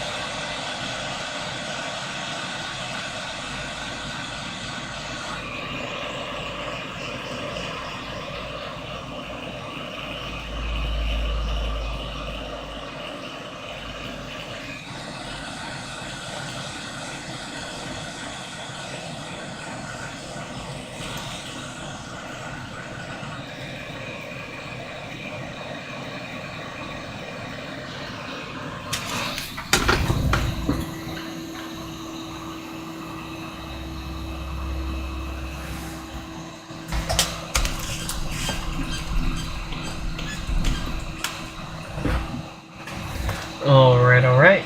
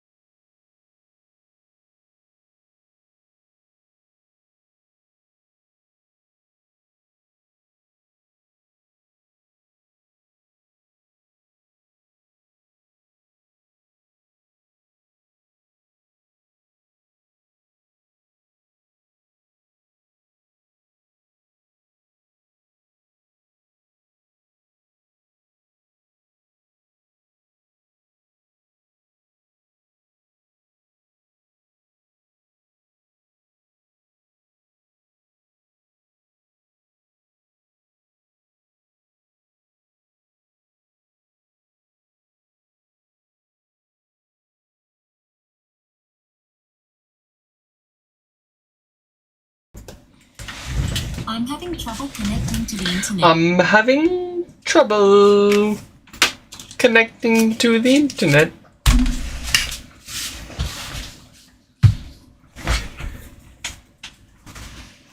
Alright.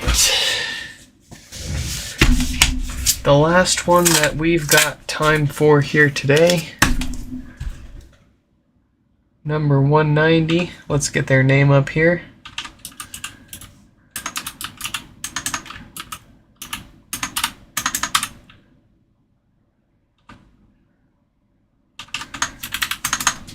And then we will give our sincerest apologies to 199 and 53 there. But we'll have to get to theirs later tonight or tomorrow. Let's see what we've got here. No lights, no power.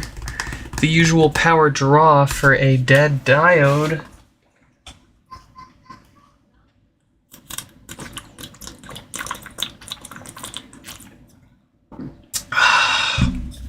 Darn, I'm all out.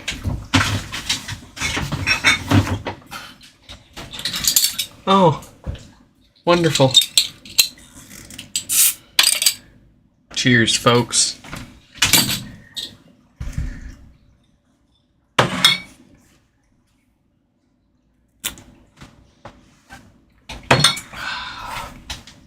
Here we go. Make sure we don't got nothing special to worry about. Nope, that looks like it's in great shape.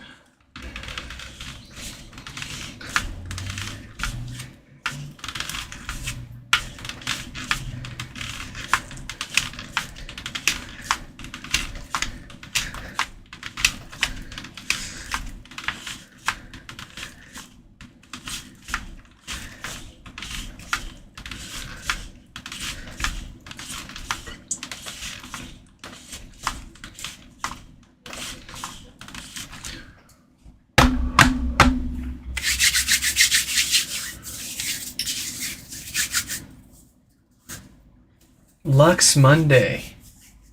Oh yes, you, please, I beg of you, especially if you can't find anything else online about it. If you find a fix for something, share the information. Don't get selfish. Don't get lazy. Don't question it. Share that info. Because chances are someone else is going to run into the same problem. And chances are, if they can find your info and fix it, that they're going to. As an example, I've got, like 3 years ago, someone sent in this Juve portable red light therapy device. It's basically a battery-powered array of red LEDs for light therapy. Believe it or not, it's a real product, and it needed a fix. It just needed a new battery. But you know, something as trivial to me as replacing the battery in that and recording it apparently ended up helping a lot of other people with the same problem, and I didn't even know it. I just thought it would be fun little extra different content for the channel than what people usually see here with the HomePods. I absolutely encourage you to post in multiple places if you find a fix for something that you haven't seen anybody document yet. Share it everywhere you can, especially YouTube and maybe, I don't know, Reddit. See if maybe there's a subreddit for that particular product or brand, and post a link to a video or a repair guide there.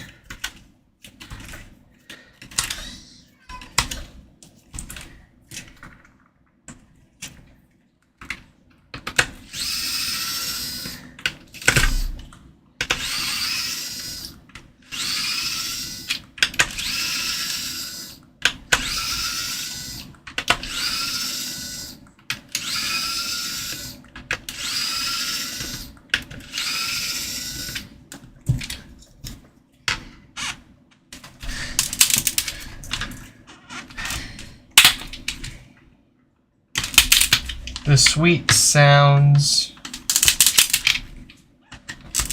of working on electronics. Snap, crackle, pop.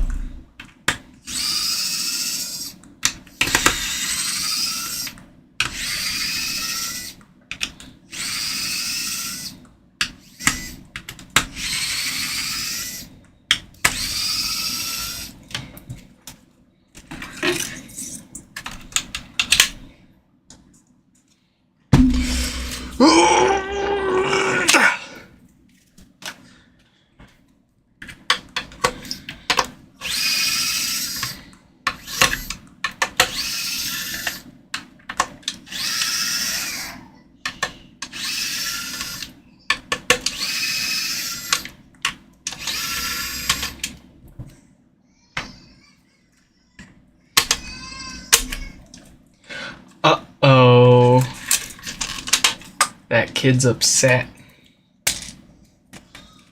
What could have caused this kid to get upset?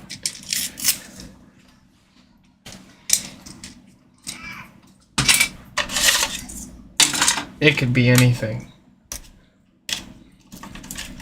Who knows?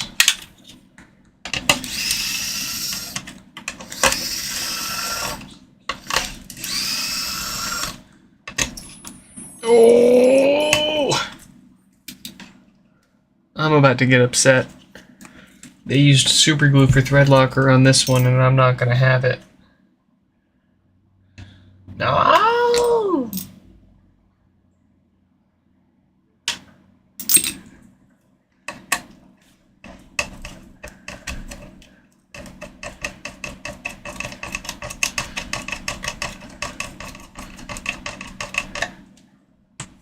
We just work it back and forth until it feels nice and loose. I don't want to break any screws. I don't want to strip anything. I'm not messing around. This is the last one that we've got time for, and I am getting hungry. So we're gonna get this done. And I don't want it to take twice as long.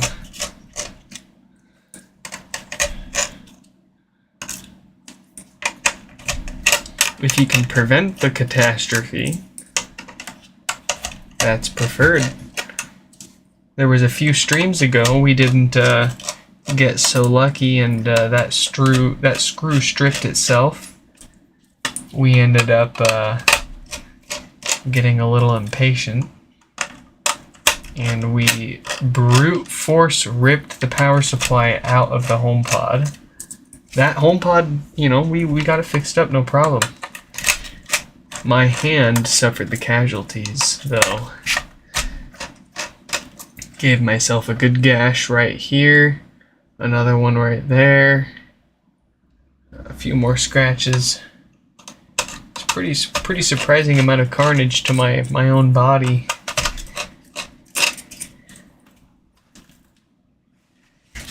But a testament to the saying, anger makes you stupid. It really does.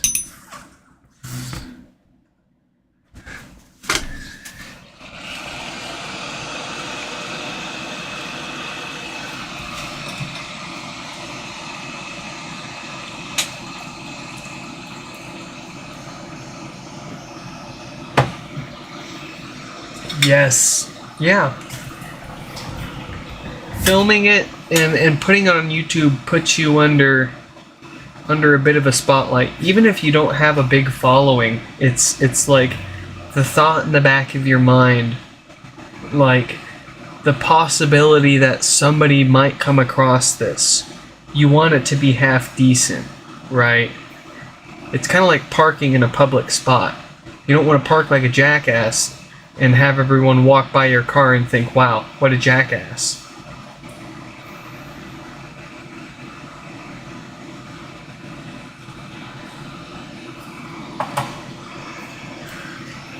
Unfortunately, there are people out there that both park like they don't care and make videos like they don't care either.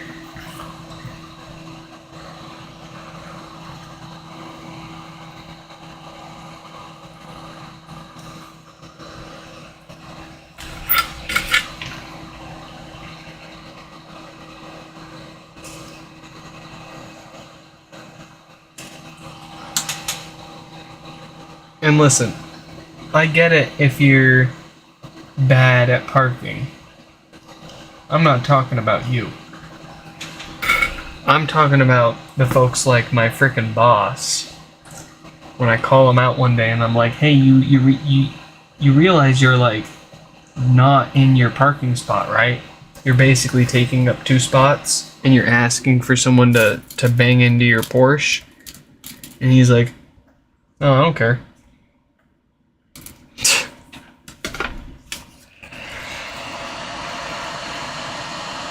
Oh, to be in that position. To be in that kind of a mindset.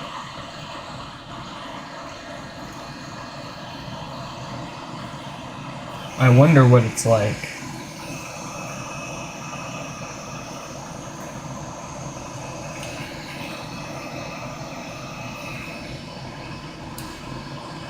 But I mean, that's some of the most ridiculous that I've heard come out of him. He's got some hot takes, but he's usually got a grounds of being correct when he makes his hot takes. He's got a reason.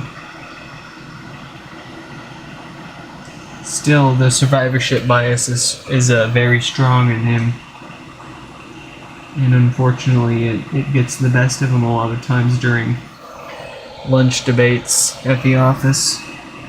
But he hasn't really been around the past few years. Love it or hate it, I really miss it. Kinda sucks not having the guy that runs that's like the boss of the whole business around to banter with. But I guess most businesses don't really have that either. It was pretty unique for that company. It was a small business though, so it's getting bigger. People have less time. He's in another country now dealing with trying to take care of his freaking daughter because the American healthcare system sucks so much that his wife and daughter are better off being in another country. And that's where he's been.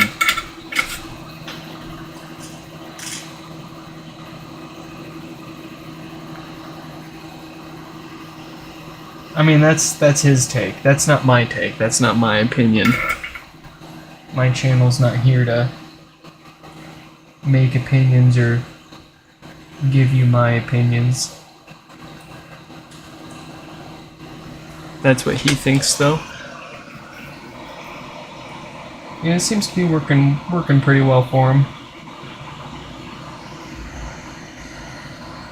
But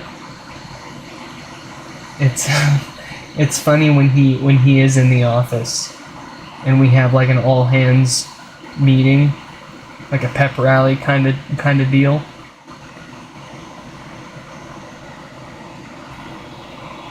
And he starts going off on some story or something, some motivational speech. And he points at some employee that's been here for like 8 to 12 months already. And they're like, "Oh, you're new? Yeah, what's your name?" And they're like, "I'm blah blah blah, and I've been here for a year now." He's like, "Oh, well, anyways."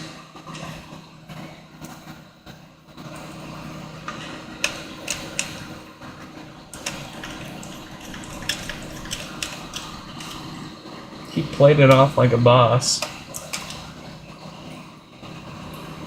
But everybody talks about it. Everybody talks about it because it's the upper management that's literally never in the office that keeps telling everybody else that they have to be in the office all the time. You're not going to get anybody to take that seriously if you're not going to do it yourself. Regardless of the circumstances, it doesn't matter if you have a legitimate reason, like, "Oh, my daughter has a severe disability and the best healthcare that we can get for him is in another country, so I'm not going to be here for most of the time." Like, that might be a legitimate excuse or reason to you, but whatever reason that somebody else has to have to work from home is just as legitimate to them as your reason is to you. So it's always ironic to me when the upper leadership comes in and has their all hands on deck meeting, and they try to emphasize on people coming into the office more when they themselves turn around and don't do it. What do you expect? Lead by example, or find a new example to make and demonstrate with. You can't just you guys get the point.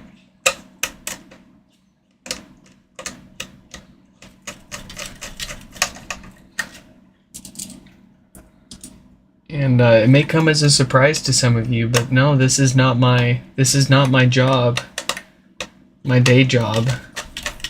I barely consider these HomePod repairs my job. It's more of like a paid friendship, I guess.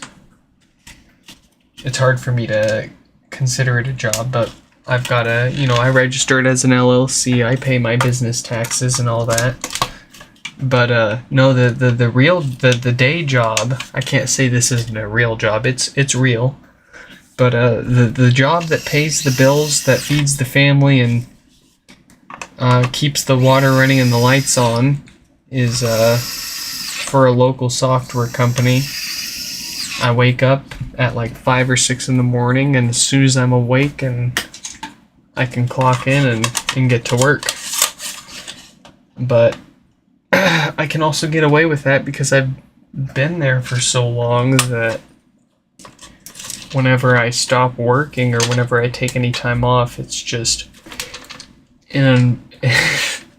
it's a huge workload on everybody else from all the extra customers that I support. And then I've got 11 or 12 plus years of proprietary software and knowledge on our custom product that I'm basically tier 2 and tier 3 support. My goal is to keep support issues from being escalated to a higher level, like getting developers and QA involved. If I can keep an issue from from getting people that get paid more involved, then I feel good. Feel happy.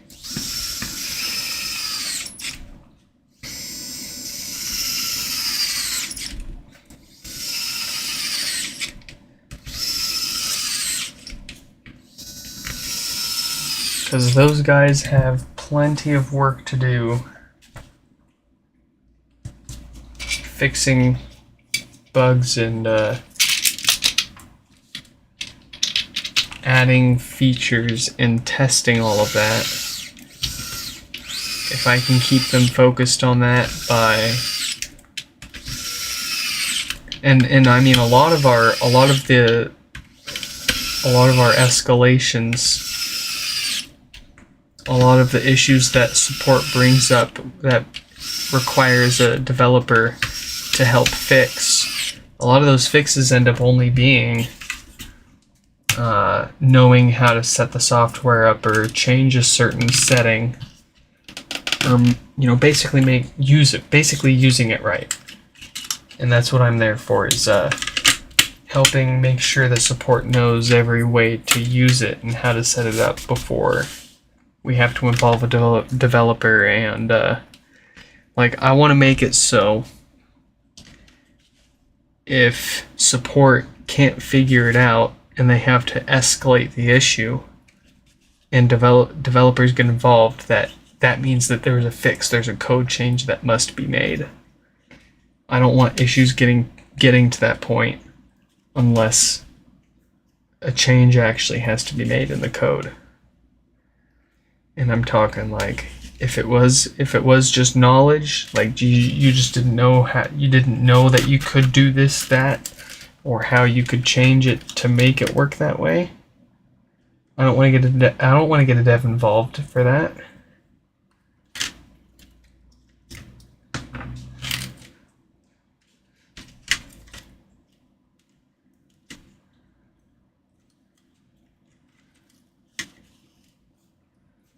Oh, it's 5 o'clock. We're running late.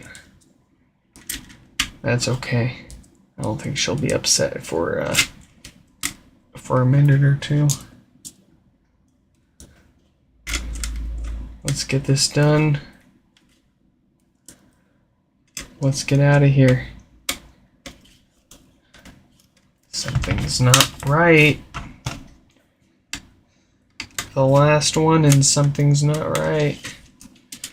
What's not right here?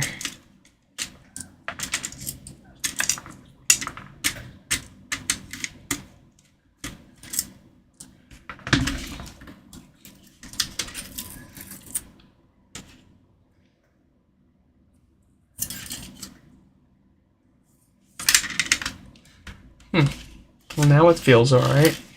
Let's try that again.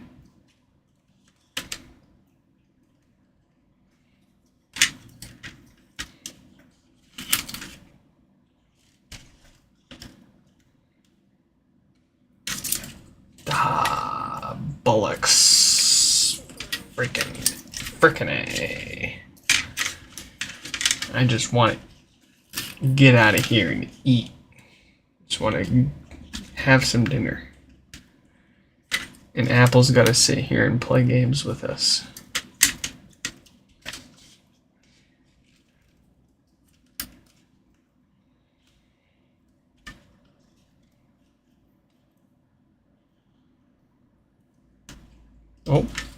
Oh.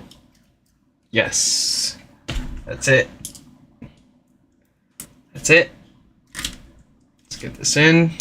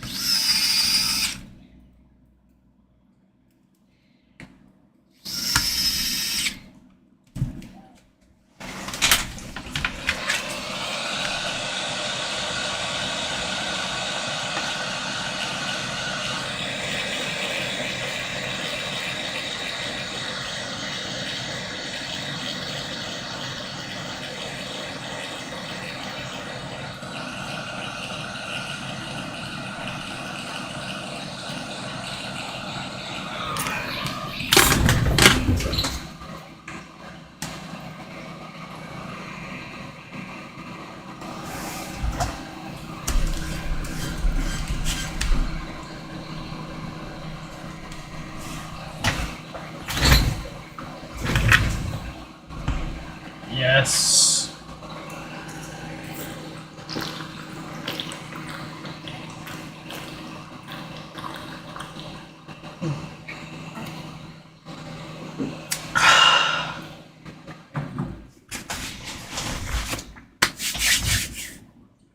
If this resoldering on the board did not help, is the problem most likely in the display? It depends on the power draw that you're seeing.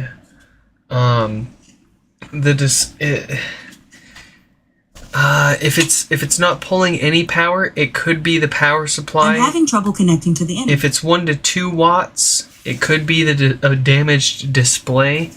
If you're suspicious of the display, you can actually turn the HomePod on without the display connected.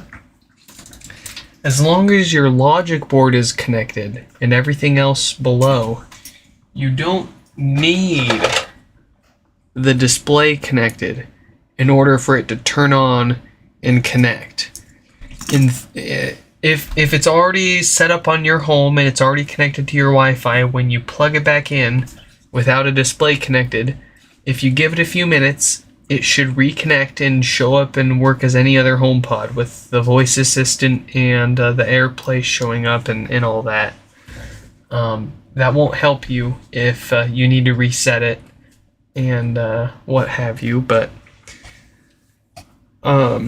yeah, feel free to shoot me an email if you're trying to fix your own HomePod and you're stuck somewhere, and let me know what you've tried, and we'll try to help you out there. But in any case, that's all that we've got the time for here and now. I hope you all enjoy this live stream repair, and I will catch you in the next one. Goodbye.